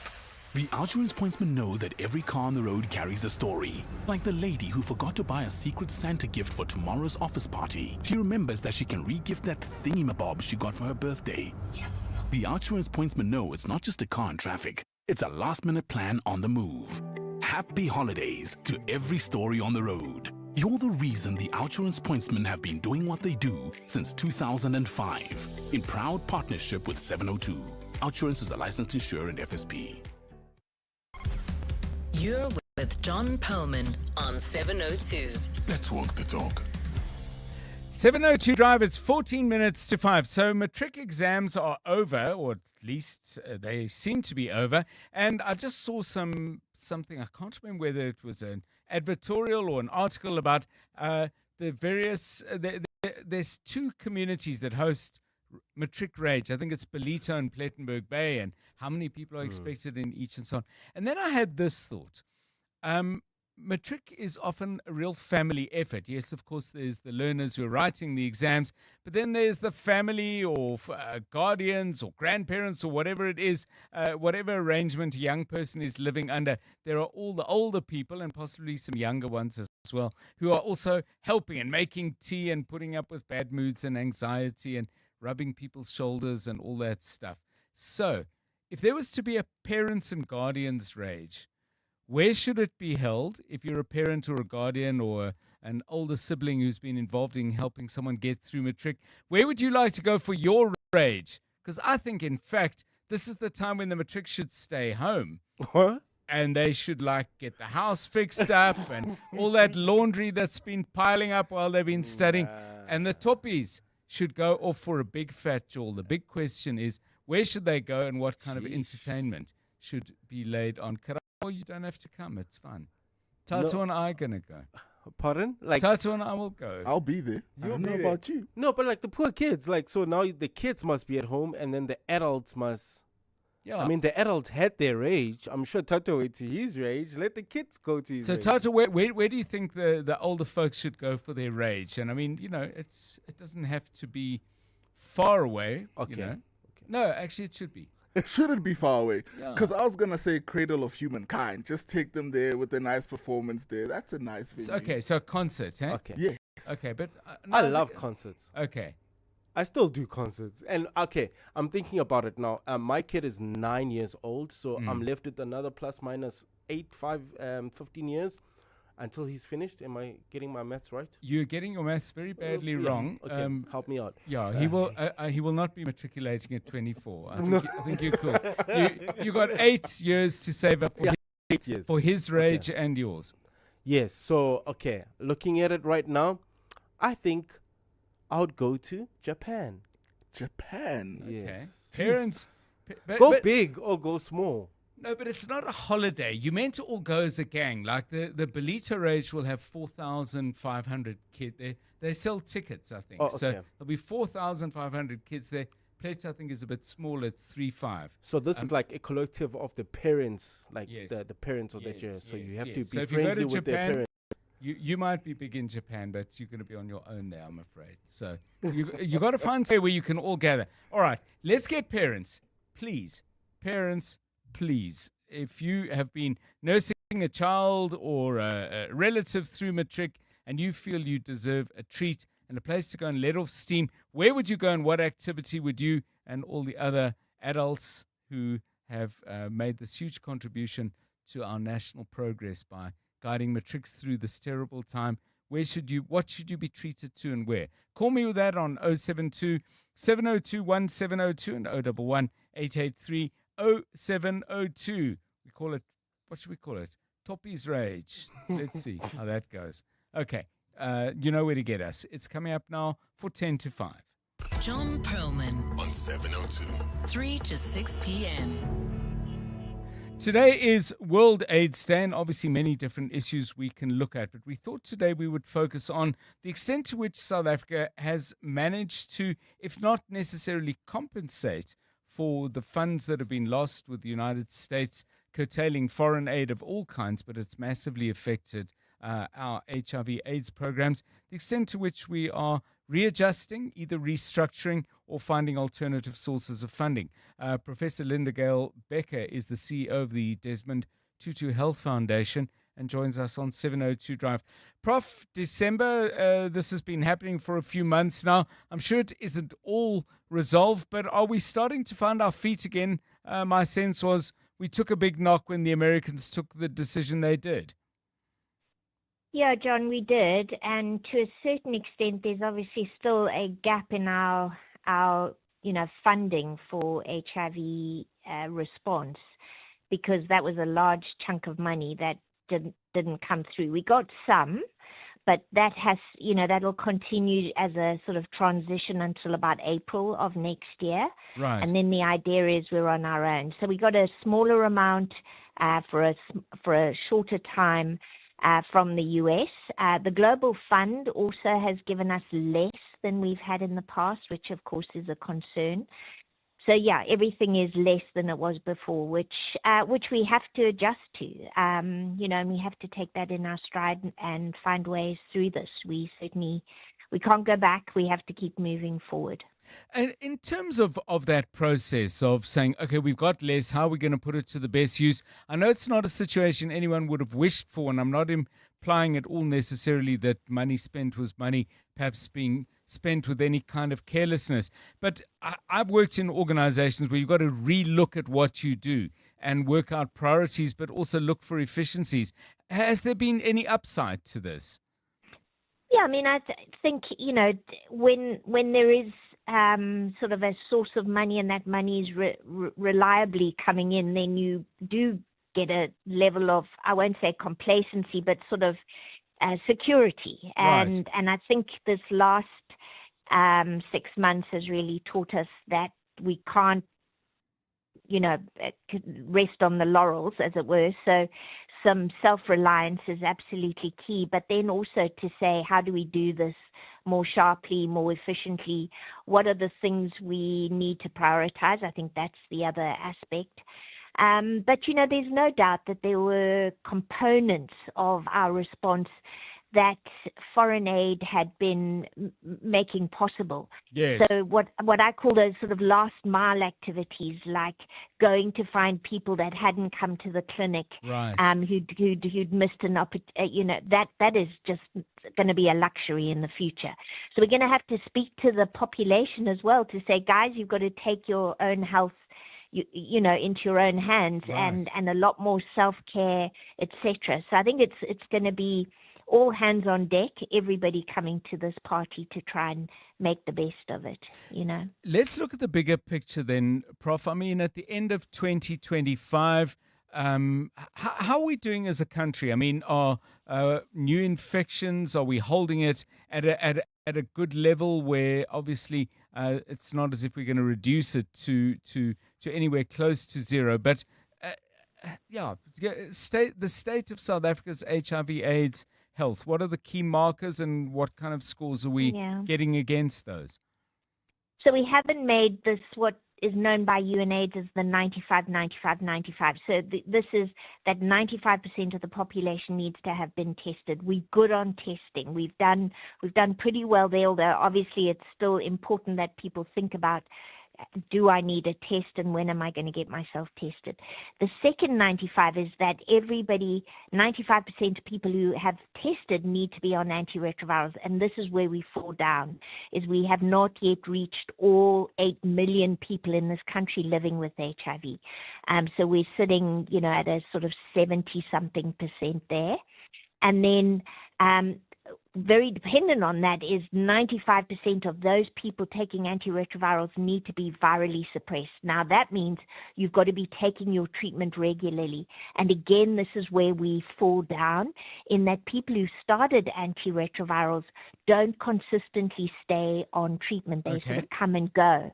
And that means we don't get the benefit of undetectable is uninfectious. So people who are not who are virally suppressed cannot transmit the virus to other people.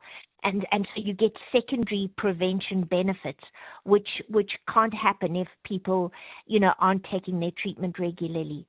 And so we still see 180,000 infections in this country last year, and potentially even more this year because of the gaps that have been created. So we still have quite a way to go. We had almost, 6,500 children acquiring HIV in 2024. So there's no doubt that South Africans have to recognize this epidemic is far from over for us. We have the biggest epidemic in the world. Yes. It sits in close proximity to our TB epidemic, which continues on. And so, there is a real need for us at every level, including people in communities, to recognize the HIV epidemic is still alive and well with us here in South Africa. Prof, where are we on acceptance and stigma and issues around that, which have always been a significant factor in particularly the kind of community health level fight against the AIDS pandemic? Yeah, so John, you've hit probably the Achilles heel of the epidemic worldwide. Is stigma has been something we just have not made as much headway as we needed to. I mean, we really need to now get to a point where this infection is like any other infection. We were very uptight about COVID, but now, SARS-CoV-2, it's a bit like flu, and we need HIV to get to that same kind of thing where you can go and get yourself tested. You're not going to feel anxious about that. If you need to take antiretrovirals, it's a pill a day. If you need to take pre-exposure prophylaxis, it's a pill a day. Right. I take contraception. I don't have to explain that to anybody. You know what I mean? Yes. So that's where we really need to get with HIV so that it can just be a normal something that people deal with in their everyday lives. And unfortunately, we aren't there. I think people still feel internal stigma about it, and of course communities still discriminate to an extent, and that is a vicious cycle that again needs attention from all of us, particularly in a country where so many, 8 million South Africans live with HIV today. Thank you so much, Professor Linda Gale Becker, CEO of the Desmond Tutu Health Foundation. I mean, your sense in the community where you live, in your own life, perhaps, in your circle of friends and family, how would you say we're doing on HIV/AIDS, which has been a really prominent, extremely painful and fundamental part of South African life? So many decisions we've had to make as a country have had to take that into account. Are we at a level of acceptance? Are we getting better at preventing it, at looking after not just ourselves, but the people around us? Give us your take. I'd love to just get some thoughts, and it can be on any aspect of this at all from the 702 family. 072 702 1702. In the last 24 hours, this is what's happened in your world. It's been just over 3 years since the collapse of the Jagersfontein development, which left 2 people dead and another missing and presumed dead. The report has been sent to Cabinet for consideration and to help with the development of regulations for tailings dams, which are not covered under the Mineral and Petroleum Resources Act. Despite the tragedy caused by the operation, Water and Sanitation's Wadi Ramokopa says the department has decided not to shut down the mine. They could also not allow the town to die slow deaths due to inactivities in economic operations. EWN, in touch, in tune, and independent. For over a decade, Aluma Capital has had one simple mission: to help you secure the financial future you deserve. Over the past 10 years, they've empowered thousands of clients with personalized strategies, expert advice, and impressive returns of up to 13.2%. Whether it's growing wealth, securing retirement, or planning for the unexpected, Aluma Capital is there every step of the way. Visit aluma.co.za today. Aluma Capital is a licensed FSP. T's and C's apply. Some numbers bring instant stress, like a speeding fine, another petrol price hike, or that one debit order you forgot about again. But not all numbers bring panic. Some bring calm and actual life-saving support. With 24/7 emergency support and over 300 ambulances, ER24 is there when you need us most. Don't wait for an emergency. See it, say it, save it. 084 124. Mom, I know what I want to be when I grow up. Oh, really? I want to be an astronaut. An astronaut? Aren't you aiming a little high? Well, that's where you come in. I need you to buy me Pediasure. It has 27 vitamins and minerals to support my growth so that I hit all the milestones, and it's scientifically proven. Okay, Miss Clever. Where can I buy Pediasure? It's available at pharmacies and retailers in South Africa. Pediasure by Abbott. Approved by kids to fuel their dreams. This is EWN. Lucky Montana steps down as an MK Party MP, and Imogen Mashazi denies claims she was protecting Julius Mkhwanazi.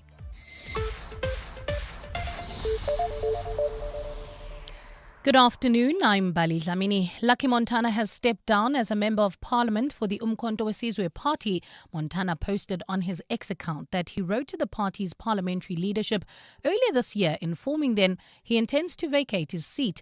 Montana has not given reasons for stepping down. The former Prasa boss is currently involved in a bitter public spat with the SA Revenue Service over his unpaid 55 million rand tax bill.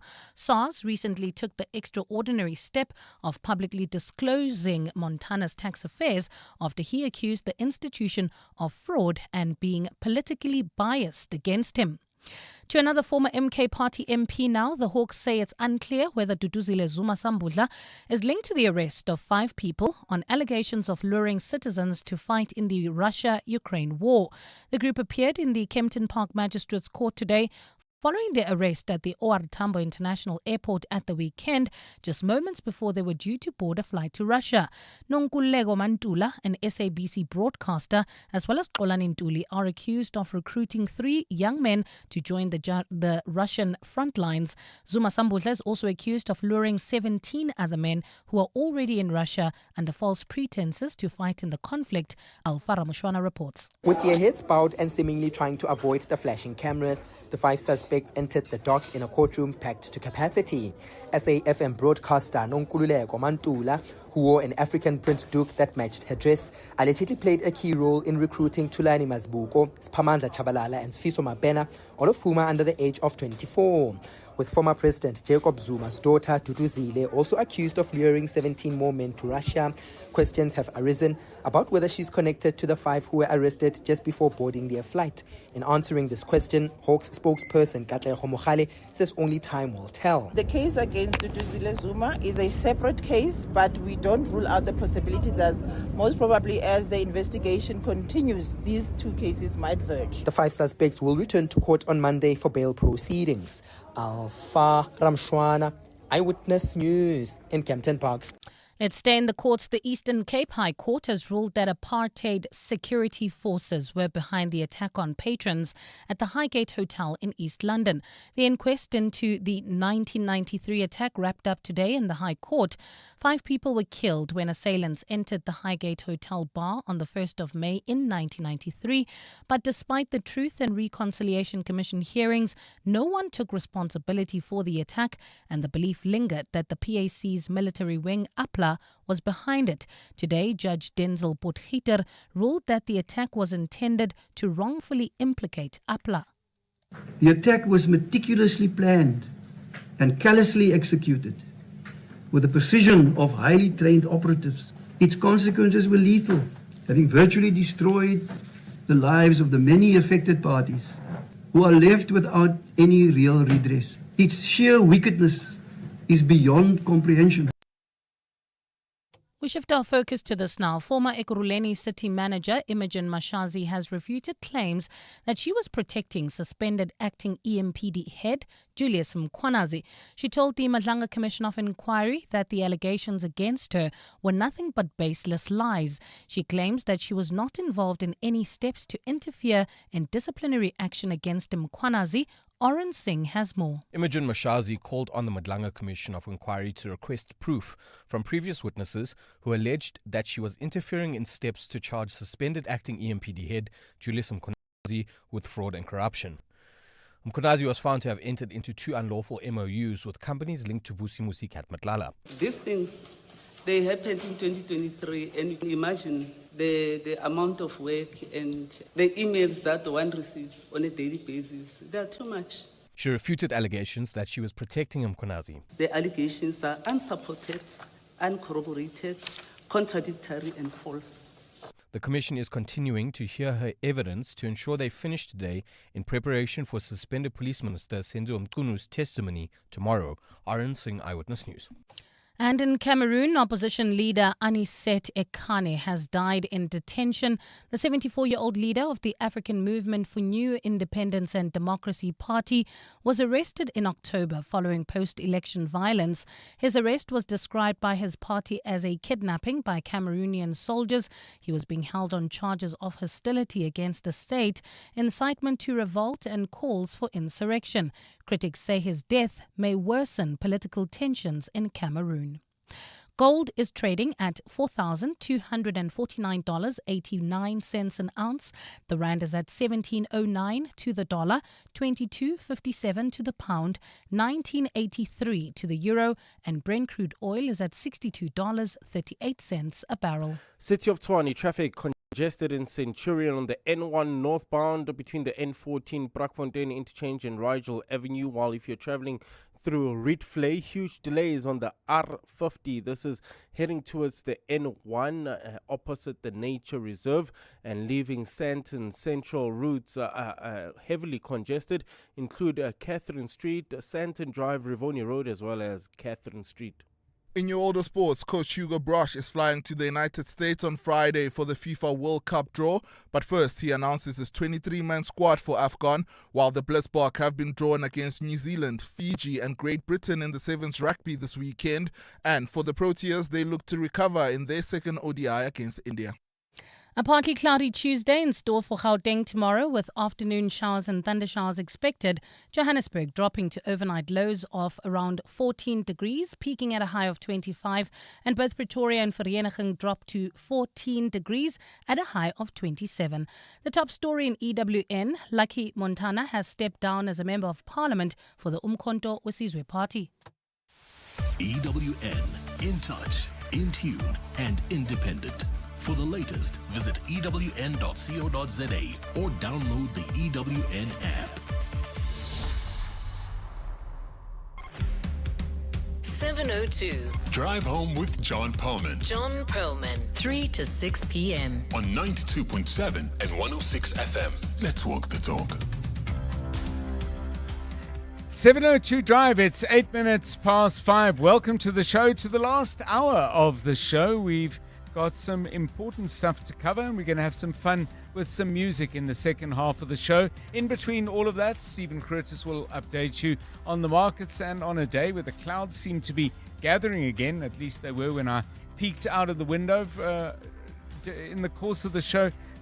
We'll make sure that you get all the traffic news that you need so you can get home safely, smoothly, and with a bit of luck quickly. But not so quick that you do so in a way that puts you or anyone else at risk. You know what I mean.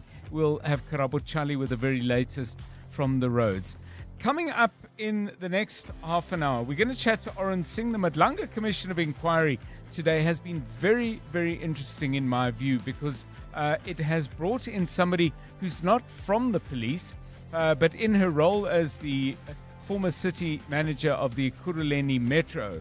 Imogen Mashazi has had a very significant role to play in regard to allegations against a senior member of the Ekurhuleni Metro Police Station. That's coming up shortly with Oren Singh when we chat to him about what happened at Madlanga today.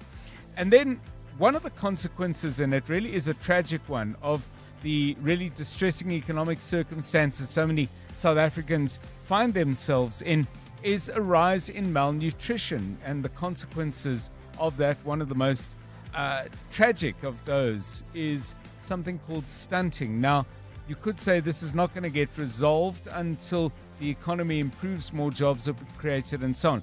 But in fact, there are people, and my guest is one of them, Dr. David Harrison, CEO of the D.G. Murray Trust, who believes that we can take steps that focus specifically on the phenomenon of malnutrition and on dealing with its worst consequences. He'll join us with those thoughts at about 22 minutes past 5. Right now, it's 10 past 5. 702. WhatsApp John on 072 702 1702.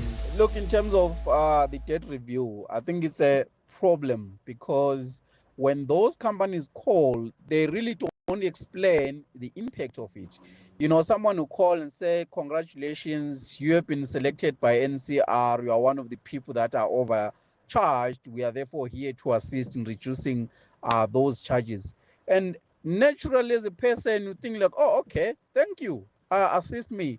Only to find out later the implications, the impact. Now you can't get certain jobs, you can't qualify for debt because you are considered as not person that is sober-minded enough to manage your own debt. So the problem is really in the administrative of that and monitoring that there's no false advertising. Hello, John and 702 lenders. Noma Zizi here.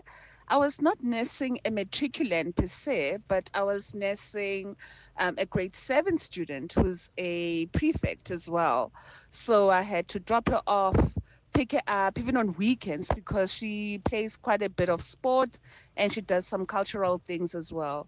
So honestly, I need to go to a spa for my rage because it was a tough year, I won't lie. It was quite demanding time-wise. Unfortunately, I will not be going to Balito or Japan and all of those things because high school uniform, textbooks, stationery, you know the works, you know the Jomos. Anyway, thank you for the lovely show as always. Have a fantastic evening. Hi, John. If I'm gauging for my friends who have kids, their rage will be right at home with no kids. That's the sentiment I get from the enormous task it is to raise children. Thank you for that. Keep those coming. If there were to be a rage for parents, where would they go and what would they do? Call us with that. It's 12 minutes past 5. EWN Traffic. EWN Traffic is brought to you by Outsurance. SMS the word out to 45142 now, and you could save on car insurance. If you don't, ask them for 500 Rand. Trouble in Pretoria. I'm not sure which part of the city. Karabo Chale knows. Here he is. Yeah, well, I must say, throughout Gauteng, traffic not looking too good at this hour. We have wet, slippery roads throughout 702 land. So allow for extra traveling time, maintain a safe following distance, and keep your headlights on. Let me start in the city of Tshwane, John, where in Centurion traffic congested N1 northbound from the N14 Brakfontein interchange all the way to Rigel Avenue in Rietvlei. There's also huge delays on the R50. This is heading towards Rigel Avenue opposite the nature reserve in the Rietvlei area. Edenville, Ekurhuleni traffic is heavily backed up. R24 N12 westbound, that's heading towards Bedford View. That's coming from East Rand Mall, and as well as if you are leaving the Brakpan area, avoid the N12 R24 westbound, particularly if you are leaving OR Tambo International Airport heading towards Joburg. This is approaching the Kilulis interchange. And also in the Sandton Central area, you can expect about an hour delay leaving this particular area. This is routes include Catherine Street, Sandton Drive, Rivonia Road, as well as Greyston Drive. And finally, in Bryanston, Randburg, heading towards Rudaport, traffic remains heavily backed up. N1 southbound between Rivonia Road and Bayers Nadia. If you come across any other traffic issues, please WhatsApp us on 072 702 1702. There's more EWN on air, online, and on the EWN app. This festive season, the Outsurance Pointsmen can't help you find the last parking spot at the mall, but they can ease the traffic congestion so you get there in time to snatch those December deals. With the Outsurance Pointsmen on the roads for the past 20 years, we can all get where we need to be quickly and safely. Outsurance really means it when they say you always get something out. In proud partnership with 702, show them some love online during using hashtag PointsmenLove. Licensed insurer and FSP. You're with John Perlman on 702. Let's walk the talk. 5:15, let's go to the Madlanga Commission, which is still actually currently underway. The person who's been answering questions today and put very much, I think, under quite a harsh spotlight at times is the former city manager of Ekurhuleni, Imogen Mashazi, has been closely questioned about steps she did or didn't take. This in regard to things that were reported in the media but have also been the subject already before the commission, specifically the conduct of one of the senior police officers, Brigadier Julius Mkwanazi, his relationship with Kat Matlala, the issuing of police blue lights to Matlala and many vehicles that form part of the security company that he ran. So, what has come out so far? Oren Singh joins me now. He's been watching and listening closely. Oren, a very good afternoon to you. First time I think that we've got somebody who's, can I say, a civilian official, but very much caught up and wrapped up in police matters. My sense is that Imogen Mashazi has had a fairly torrid time today. What do you think have been the questions she's struggled the most to deal with? John, I think there's been a lot. Yeah. There's been a lot from this morning that she has struggled to deal with. She's couldn't find the words. She ran around a lot of hot topics, frustrating the commissioners and evidence leaders to some extent in not being able to provide them with direct answers. I think she has come off the bat and at the offset refuting a lot of the claims that were made against her, an allegation. And I think this is a problem that we see coming out of this commission, John. And as the media have been saying it from the beginning, allegations are allegations, but without the sufficient or relevant evidence, how do you expect the commission to take this forward? Now, when we saw Revo Spies and the suspended EMPD head, Isaac Mapiyeye, come before the commission, they made allegations. They were sort of in tune with the allegations that they had made against Imogen Mashazi in the aspect that she has been protecting the suspended EMPD acting head, Julius Mkwanazi, and that she didn't want to institute disciplinary action against him, despite an IPID report finding that he was guilty of fraud and corruption. And she's come out here today to refute these allegations, but hasn't provided any proof to defend herself. And so I think the commission finds itself in a bit of a sticky situation. You have these serious allegations being made by heads of EMPD against the former city manager, and she's refuting the allegations herself. So it's a he said, she said kind of a situation that they find themselves in. And at the end of the day, they're going to be the ones that have to make a decision as to what's happened here. So they were, in the bit that I was watching, though, asking her to explain why, in a media interview, actually with Eyewitness News, which was broadcast for the commission to hear, she had said that the allegation, the IPID findings against Julius Mkwanazi, and these relate to, he said there was a memorandum of understanding that created a partnership between CAT VIP, if I've got this correctly, Vusimuzi Matlala's company, and then the whole issue of the fitting of the blue lights and their use. The IPID finding was unequivocal, it would seem, and she rejected it on the grounds saying that this was vague. I get that there's a degree of he said, she said, but she didn't seem to be able to explain why she stood up so confidently and said it was vague, other than saying the legal advice she got was that it was vague. But then they said, well, didn't you read the report yourself? And that's the thing. I think she's been caught out a bit in some of her testimony. I wouldn't go as far as saying they're lies, but I mean, it's coming sort of clearer. It's becoming sort of clearer that she's getting caught up in herself. In February this year, we did an interview with her after I had published this article that EMPD can't fine you. We had spoken to people within EMPD that said they don't have fine books. The company that was contracted to issue fines, yes. Syntel, their contract expired. EMPD, we put a request to them for comment. They don't comment. The Sarifi Kuruleni then holds a press briefing the next day. We go to the press briefing. Imogen Mashazi was there, Julius Mkonazi was there, and a whole bunch of people from within the city. They start off by saying that our article is downright lies, baseless lies, so forth, which I still to this day stand that is incorrect. We had the proof with us, letters and everything, and people within EMPD telling us otherwise.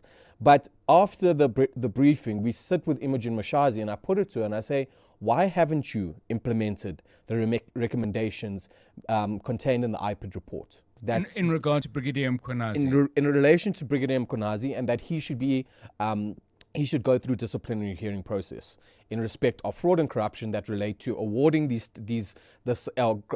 getting into an MOU with Kat Matlala's companies.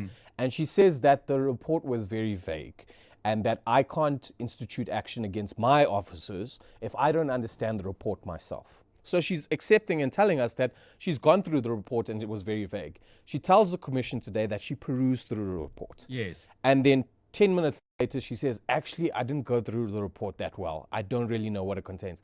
Now, for a city manager, John, for a city manager that is in charge of an entire metro, not to go through an IPID report that has and contains such serious allegations against, including fraud, and she is the accounting officer. She's the accounting officer. Yes. So I think the Madlanga Commission are finding it hard to trust what she's saying, despite her refusing these allegations or refuting them, because essentially they're damning allegations that she didn't deal with.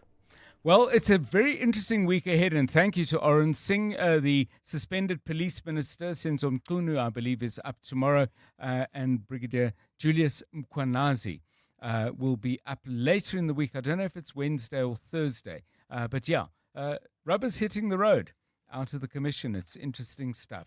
21 minutes past 5. John is on X. At John Perlman. Well, there are many, many consequences of the poverty that is so deeply entrenched in our country. But I think one of the most heartrending examples or manifestations of that poverty is what's happening to children from the very first days of their lives. And Parliament has been looking at how our country can be protected from hunger and malnutrition. But there are some things that could be done and could be done soon. One of the proponents of acting quickly and acting in a very targeted way is my next guest. Dr. David Harrison is CEO of the DG Murray Trust and joins us now on 702 Drive. Dr. Harrison, welcome and thanks very much for your time. Describe for us, before we get into the solutions you propose, and I'll go through the 3 areas you've set out in a moment. Stunting is something unbelievably cruel that happens to children in the early years of their lives. What exactly is it, and what are the effects? Good afternoon. Good afternoon, John. Yes, stunting is the chronic undernutrition, sometimes starving of a child, sometimes literally from soon after conception, so even in the womb, soon after birth. And it's the cumulative effect of insults and malnutrition that affects about 1.5 of our children under the age of 5. So stunting is children that are short for age, but what you don't see, you can see that they're short, but you don't see that their brains have been heavily affected. Yes. And that affects 1/4 of our children. Yeah, it's a startling statistic. Now, some people will say, well, for as long as our economy is stagnant, as long as we don't have jobs, there's not a great deal we can do because this is a manifestation of poverty. You've got a very, very different view, and you say there are 3 things we could do. We could do them decisively, and they could make a difference literally from the get-go. Number 1, make protein-rich staple of foods more affordable. Take us through that.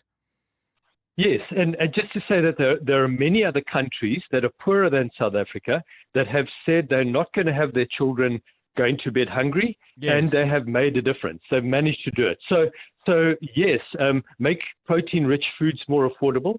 South Africa doesn't have a general food security problem. We have enough food in the country. In fact, most children are getting enough energy. What they're not getting is protein, which is the building block of the body and of the brain. So and the problem here is that proteins, and we're talking about eggs and amasi and tin pilchards, are simply too expensive for families to buy. Yes. And so they're tending to live on pap and these nutrient empty foods. So we've got to make those more affordable. That requires business to come to the table. There's no way around that.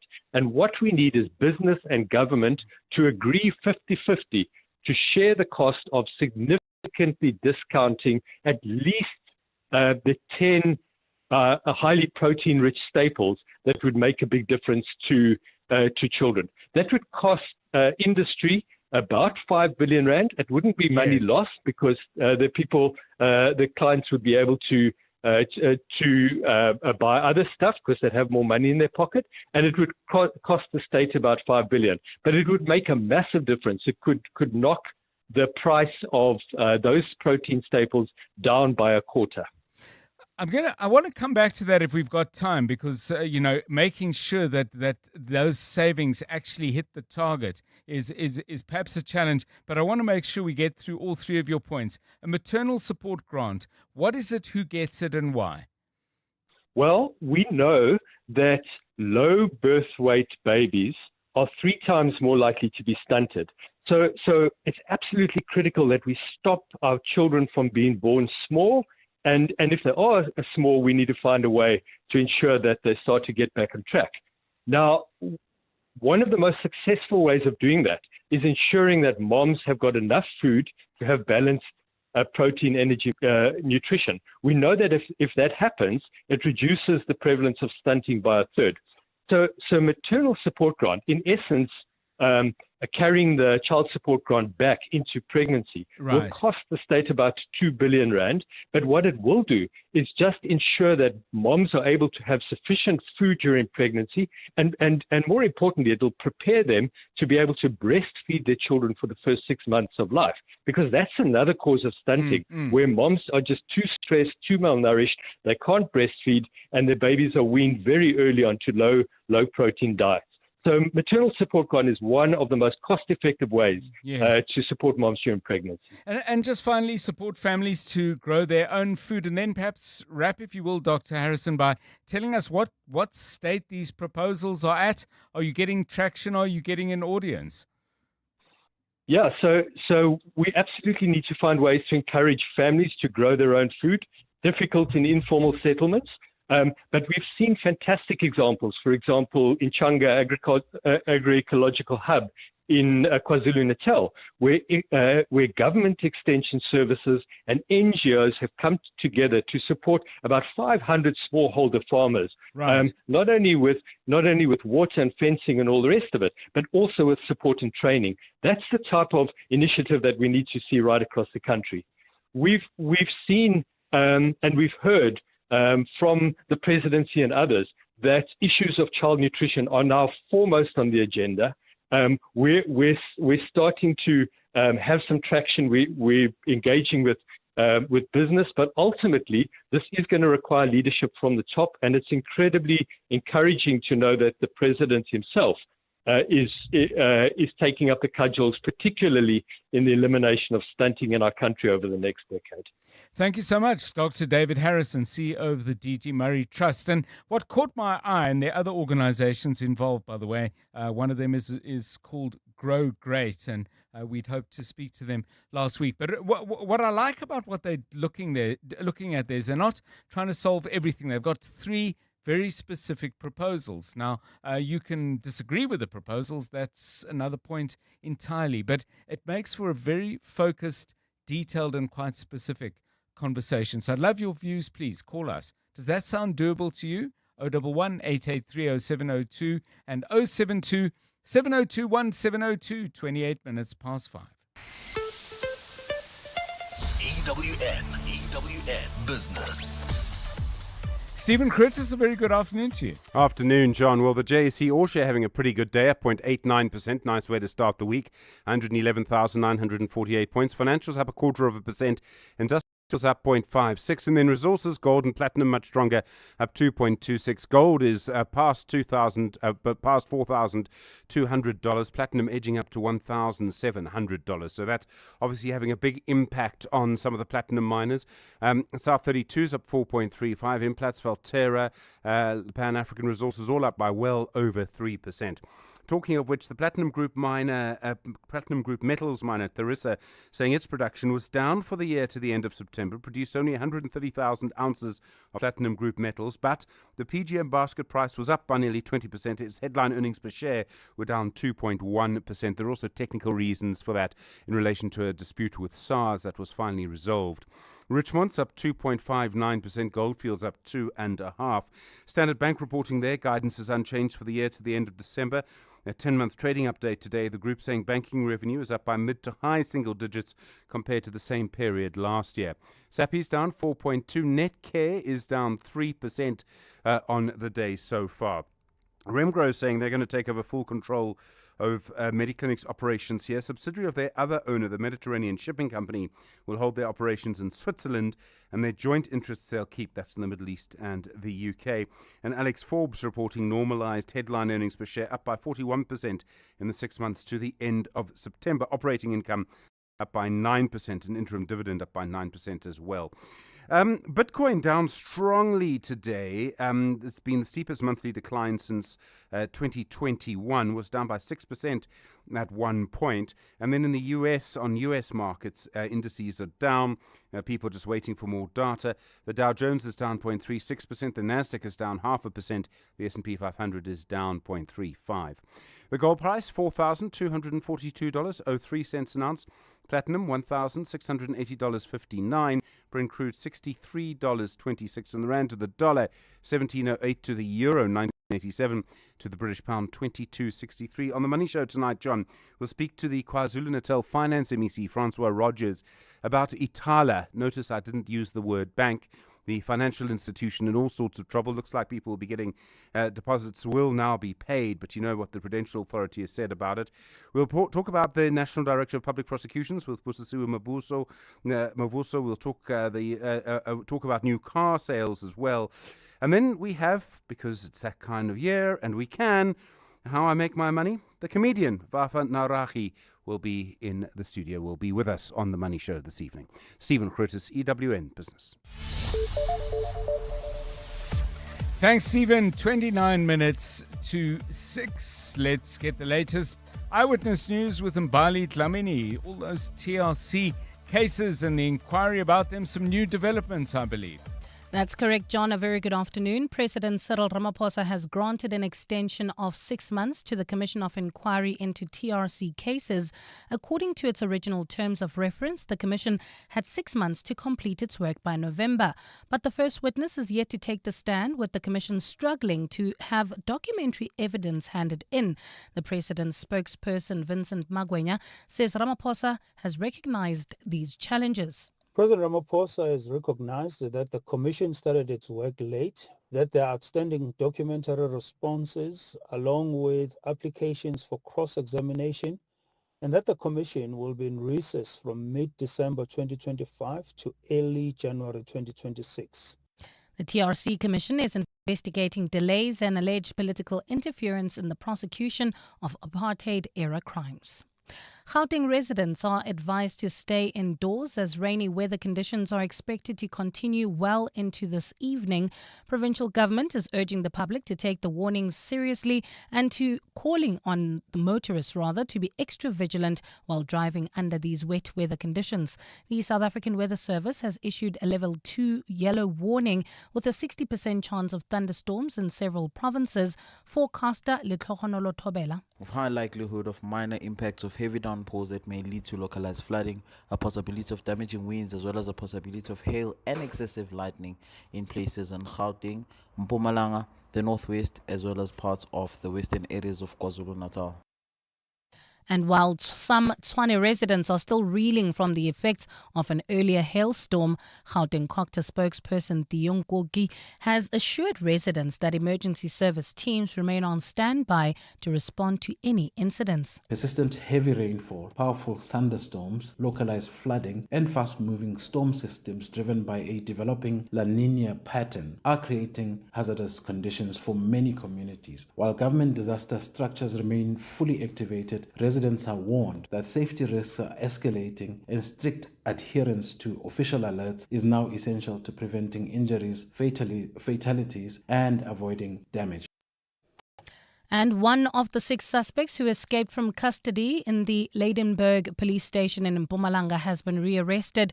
Clayton Flank has appeared in the Mashishing Magistrates Court today. Flank and his co-accused escaped custody in the early hours of Saturday morning. The group faces charges including murder, rape, possession of unlicensed firearms, as well as malicious damage to property. Jabuli Lembata has more. During a routine inspection in the wee hours of Saturday morning, police noticed a leaking water pipe in one of their holding cells. This was due to a hole in the wall, which led to the discovery that 6 suspects had escaped from police custody. Police launched a manhunt and received a tip-off, leading to the arrest of one of the suspects at the Kellisville Sports Ground yesterday. Police spokesperson Mpo Nonyanempe. Clayton Flank will be charged with escape from lawful custody and is expected to appear at the Mashishini Magistrate Court on Monday. The police are appealing to the public to assist with finding the remaining suspects. Jabuli Lembata, Eyewitness News. A partly cloudy Tuesday in store for Gauteng tomorrow, with afternoon showers and thunder showers expected. Lows of 14 degrees and highs of between 25 and 27. In the traffic leaving Sandton Central, expect more than an hour delay. This is routes including Catherine Street, Sandton Drive, Rivonia Road, as well as Greyston Drive. While in Bryanston, heading towards the Rudeport area, there's bumper traffic N1 southbound between Rivonia Road and Bears Nordia, and finally in Centurion, traffic remains congested N1 northbound between the N14 Brakfontein interchange all the way to the Proof Plus interchange. A top story in EWN, President Cyril Ramaphosa has granted an extension of 6 months to the Commission of Inquiry looking into TRC cases. Manyatela. Weekday mornings, 9 to 12. 9 to 12. My understanding is that he has been practicing throughout the years, and I suppose when these matters are delayed for so long, I mean, there could be prejudices on other people by the very same person who probably, if the Johannesburg Society of Advocates found that they've brought disrepute and they've not behaved in the manner that advocates are supposed to behave, should have been struck off the roll. But because of the delays, you've allowed someone to still practice for so many years, and in the process may have prejudiced other people. I hear what you say about the prejudice that other parties may suffer, but in this case, the delay was caused by Advocate Simalani's own 2017 appeal, and the appeal was finalized in 2023. Advocate Myron Durance, the Vice Chair of the Johannesburg Society of Advocates. Clements Manyatela. 9 to 12 on 702. Corporates That Care promotes and encourages corporate leaders and all citizens to walk the talk for a better South Africa. Catch Corporates That Care this Wednesday at 10 to 9 featuring NTT Data. Their managing executive, Amantha Naidu, will be in conversation with Bongani Bingwa, and join us every Wednesday as we highlight the efforts of companies and brands dedicated to building our country.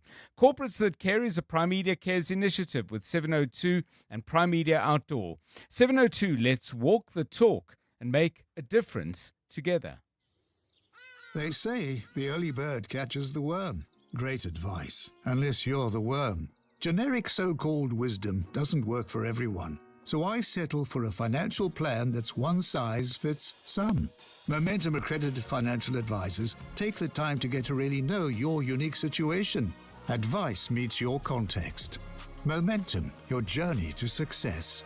Momentum is part of Momentum Group Limited, an authorized financial services and registered credit provider. PG Glass Repair, PG Glass Replace. Hi, I'm Telane, PG Glass Technician. Got a chip on your windscreen? No worries. Our advanced repair technology fixes it with precision. If you don't have insurance, we offer affordable cash deals on high-quality windscreen replacements to keep you safe.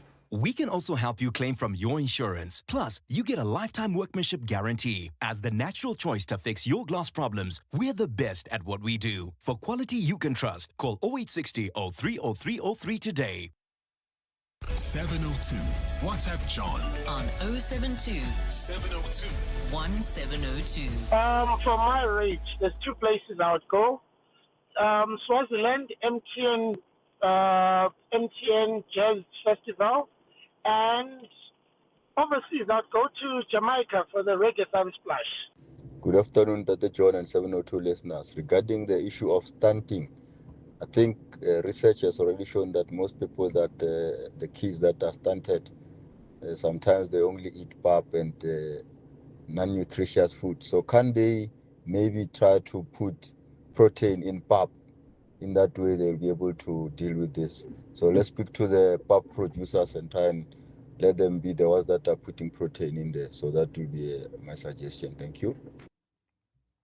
Yeah, I'd be interested to hear from people who understand food science, nutritionists and others. What kind of things could be done to the foods that are the staple of children in straitened circumstances? I think there's an interesting conversation taking shape here, and if you can contribute to it with some expertise, of which I have very little, I'd be very grateful indeed. 072 702 1702. It's 20 to 6. EWN Sport. So Hugo Broos has picked his 23-man squad for AFCON, and there's a lot of debate, I'm sure, and discussion about the names that are there and the names that are missing. Let's get the latest with Tato Moloto. Good afternoon again. Good afternoon, John. Absolutely. A couple of surprises there. Themba Zwane and Inkem Reyners, not part of Hugo Brosh's 23-man squad for AFCON. Speaking to the SABC, Brosh also discussed the progress of Bafana Bafana in the last few years, and tell you what, the man seems confident. I'm very confident. I know the qualities of the players. I know the qualities of the team I selected, the 25 players I selected. So we have to be confident, and we have to try to do at least the same thing than 2 years ago, so arriving in the semi-finals. Brosh is in Belgium right now, but getting ready to fly over to the United States for the FIFA World Cup draw. In cricket, the Proteas look to bounce back when they meet India in their second ODI on Wednesday. This after the host posted 349 for 8, Virat Kohli smashing 135 of those. Here's all-rounder Marco Jansen. It's always nice to come in when the batter's ahead of you or on a roll or whatever, but at the moment I'm just trying to focus on watching the ball and just playing it as it comes, and yeah, at the moment it's working for me, so hopefully I can continue that and continue make contributions for the team. Sevens rugby is set for Cape Town this weekend. Yesterday, the Blitzbok beat Spain 21-12 to finish 5th in Dubai. They come up against Great Britain at the weekend, with New Zealand up against Fiji. In Formula 1, the Drivers' Championship will be decided on the last race of the season in Abu Dhabi. Norris, Piastri and Verstappen all can win it. Last night, Verstappen won in Qatar ahead of Piastri and Sainz, with Norris on 4th. This after McLaren's poor call not to pit under the safety car. Here's four-time world champion Max Verstappen. Yeah, I mean, we did the right call there, of course, to box. So I was very happy with that. But I think overall, over the whole race, we were not too bad in pace. I mean, we didn't have the pace of McLaren, but of course, when you make that call, you already have quite a big gap, almost like a free pit stop. So yeah, very happy to win. I know, of course, the gap came down quite a bit, but at the same time, you need to be realistic. I think winning it on pure pace, probably not, but anything can happen in a race like it showed today. 3 men, 1 trophy and 1 race left. Who will take it? We'll get to see in that final Grand Prix. Wrapping things up on the golf course, Tommy Fleetwood leapfrogs Xander Schauffele into 3rd place, this in the latest World Golf Rankings, with Scotty Scheffler retaining his top spot. Tato Moloto, Eyewitness News Sport. EWN Traffic. Okay, let's get out into the traffic and find out what's moving and what's a little slow. Karabo Chale, the good news, please, and the bad. Well, I'm afraid wet, slippery roads in rainy Joburg at this stage. I guess it's throughout 702 land, including Pretoria. So allow for extra traveling time, maintain a safe following distance, and keep your headlights on.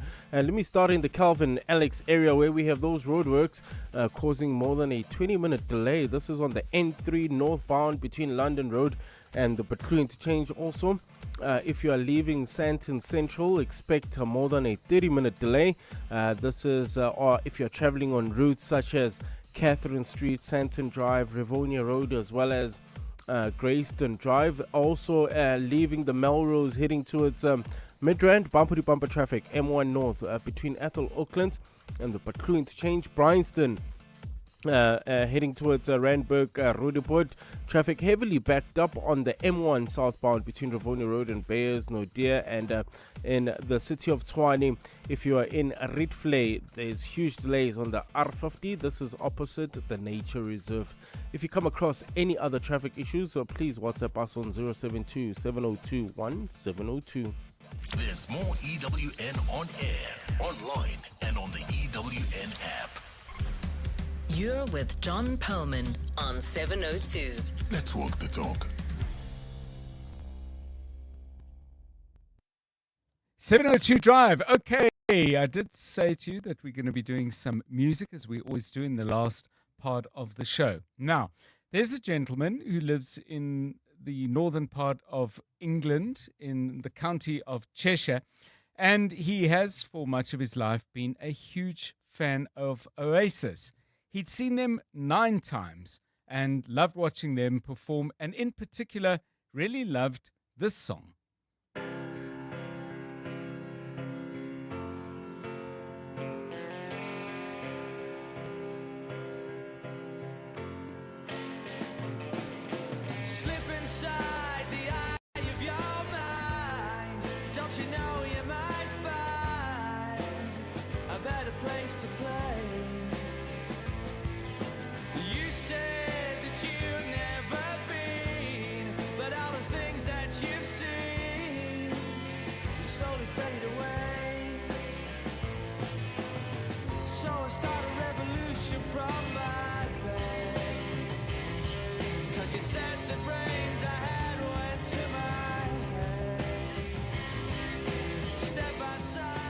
Okay, so he's seen Oasis 9 times, but the 10th time he saw a performance of Don't Look Back in Anger was completely different.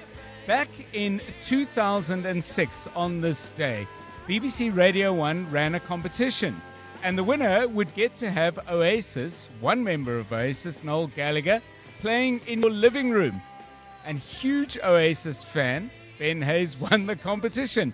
They managed to get 15 people into the lounge. His mom, according to the BBC News report, was on hand making cups of tea for the crew and anyone else who wanted a cuppa. Noel Gallagher came along, played Don't Look Back in Anger and 2 other tracks as well. It's a fabulous prize. I mean, what a thing. So we can't give you the prize, but we can allow you to dream. So I want to ask all of you this question. If you could choose an artist. Now, if you're going to choose a 9-member band or anything like that, so, you choose the Black Eyed Peas, they're not all going to fit in your living room. I'm assuming we all have pretty much, fairly small spaces. But if you could have an artist come in, it would have to be acoustic because of the space requirements. Who would you love to have in your living room playing the music you love, and what song do you want to be absolutely sure that they include in the program? We'll share another suggestion with you in a moment, but in the meanwhile, think about that, and then, let's start lining up the living room gig right here on 702 Drive. You know where to get us, 072 702 1702. It's 13 minutes to 6. In the last 24 hours, this is what's happened in your world. It's been just over 3 years since the collapse of the Jagersfontein development, which left 2 people dead and another missing and presumed dead. The report has been sent to Cabinet for consideration and to help with the development of regulations for tailings dams, which are not covered under the Mineral and Petroleum Resources Act. Despite the tragedy caused by the operation, Water and Sanitation's Wadi Ramokoba says the department has decided not to shut down the mine. They could also not allow the town to die slow deaths due to inactivities in economic operations. EWN, in touch, in tune, and independent. The Maibuye e-Africa concert, the rebirth of Ubuntu, returns for one unforgettable night only. Simpiwe Dana, Judith Sepuma, Malay, Langa Mavuso, Elvis Blue and Sipho Hotsticks Mabuse, backed by a 20-piece orchestra conducted by Grammy Award winner Joe Arthur, curated and produced by the visionary Billy Munama. Opera House State Theatre, Pretoria. Saturday, 6 December 2025 at 7:30 p.m. Tickets from 350 to 1,000 Rand at Web Tickets. Proudly supported by the Department of Sports, Arts and Culture, Brand South Africa, Castle Milk Stout, and 702. At Isuzu, we know every delivery, every kilometer, and every load is building something bigger. This truck month, set your business up for success with special deals across the Isuzu N and F Series ranges. Don't get left behind. Speak to your Isuzu truck specialist or call 08600 Isuzu and secure your truck month deal today. Isuzu, with you for the long run. T's and C's apply. Business Outsurance are experts in business insurance for butcheries, restaurants, beauty salons, and more. Here's Gert. I definitely have peace of mind that Business Outsurance is protecting our business. I do think Business Outsurance are the best insurance company out there, and they gave us the best quotes. Switch to Business Outsurance, and you could get a massive 20% discount on your business insurance premium. Visit outsurance.co.za. Switch and save today. Licensed insurer and FSP. TCs and information online. John Perlman On 702. 3 to 6 p.m. Okay, so we're getting lots and lots of wonderful suggestions, but I want to slip in one quickly from Rufue. So you got your living room, it's all set up. Who's coming in? What are they singing? I can see the vibe already. Beautiful vibe. John, I would bring hands down John Legend. I want him to sing Ordinary People. His voice is like having a beautiful soft serve dipped in caramel sauce. Okay, and how big is there room for the rest of us? I think there's... I think I could fit in 10 people. Oh, all right, we'll be 4. Great. Let's hear. John Legend is in Rufue Lutsua's living room, and this is what he's going to sing.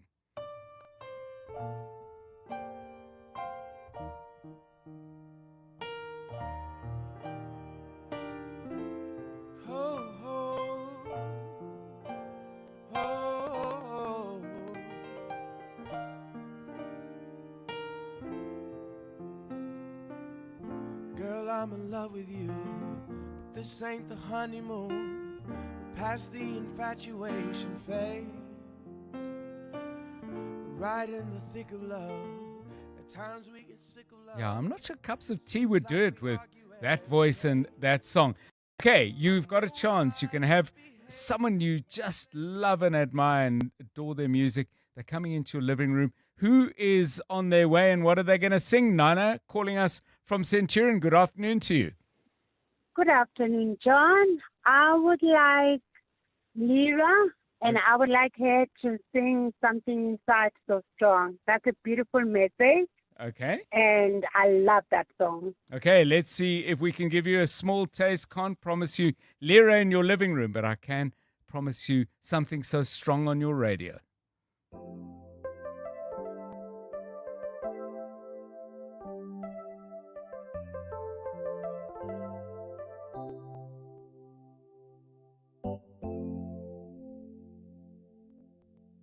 The higher you build your barriers, the taller I become.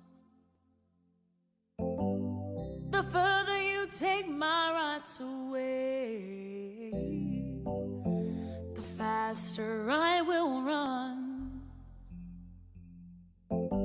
You can deny me, you can decide to turn your face away. No matter, 'cause there's something inside so strong. I know that I can make it, though you're doing me wrong, so wrong. You thought that my pride was gone. Okay, so we've got Lyra, we've got John Legend, and we had a little bit earlier who the original story that inspired us, Oasis. Celeste says she would have Chris Martin from Coldplay singing Viva la Vida.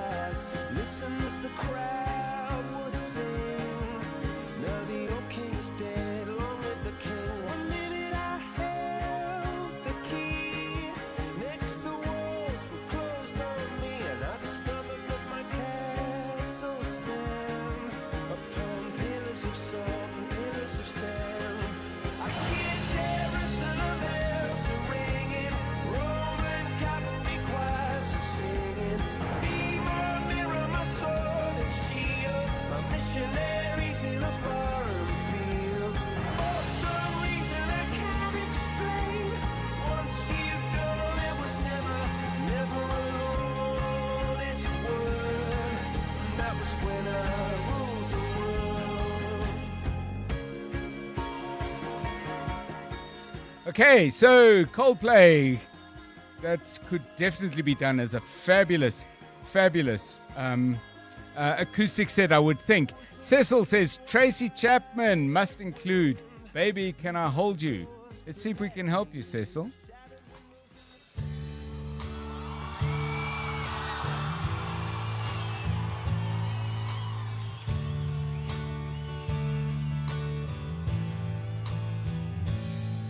Sorry is all that you can say. Years gone by and still words don't come easily. Like sorry, like sorry.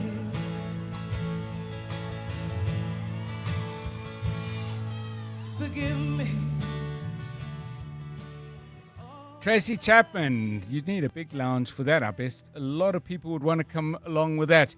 Who would you have if you were able to invite an artist that you absolutely love to come and perform in your lounge? Roughly about 15 people. You got to name the song that you would absolutely insist is on the playlist. Let's go again. Hi, Uncle John. This is Muzi in Rodiport. I would definitely invite Stimela featuring Ray Piri and Nana Coyote, and they'll definitely sing Whispers in the Deep.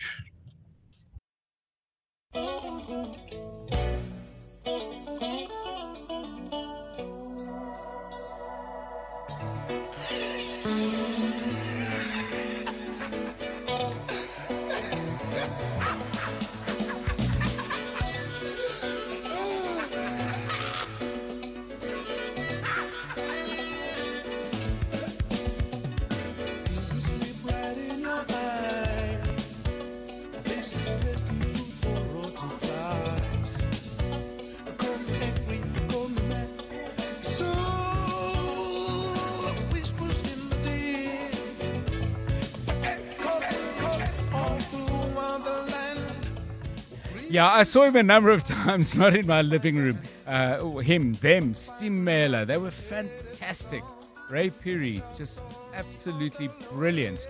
Brilliant to watch him live. This one is somebody who's also performed in South Africa. I didn't go to the gig, but Neil would say in his living room, please, Anita Baker, giving you the best that I got.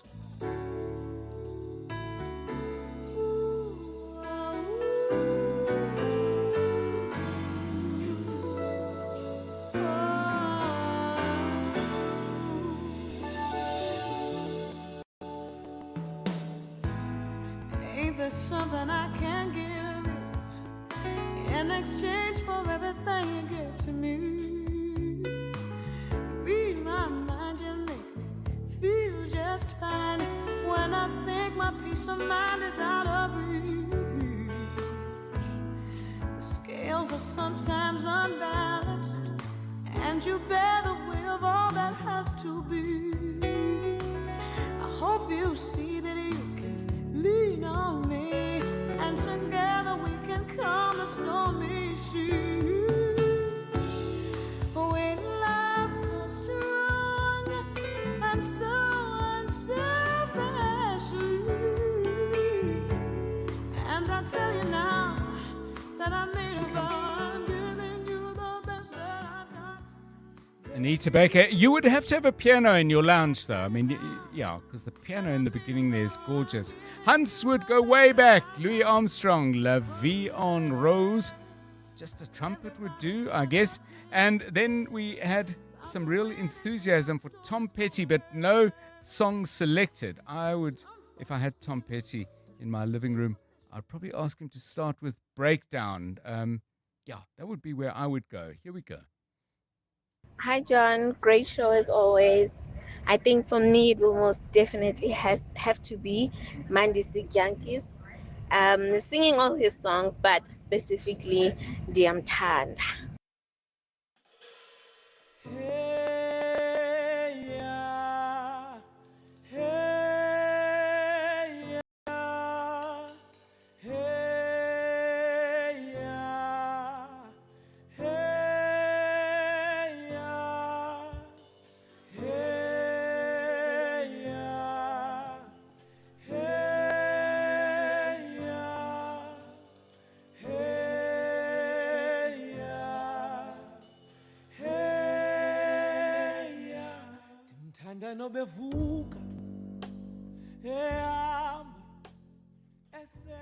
Yeah, we can all but dream. Hey, it was Robert, by the way, asked for Tom Petty. Thanks for that. Reminds me of those songs of his that I must re-listen to.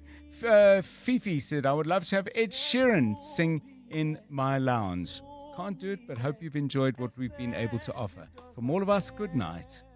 And now, The Money Show. With Stephen Grootes, live on 92.7 and 106 FM. Streaming on the Prime Media Plus app. And DSTV channel 856. The Money Show with Stephen Grootes is brought to you by ABSA CIB. Discover the latest trends shaping digital assets across Africa. Download the ABSA Africa Digital Assets Insights 2025. Good evening on your Money Show tonight.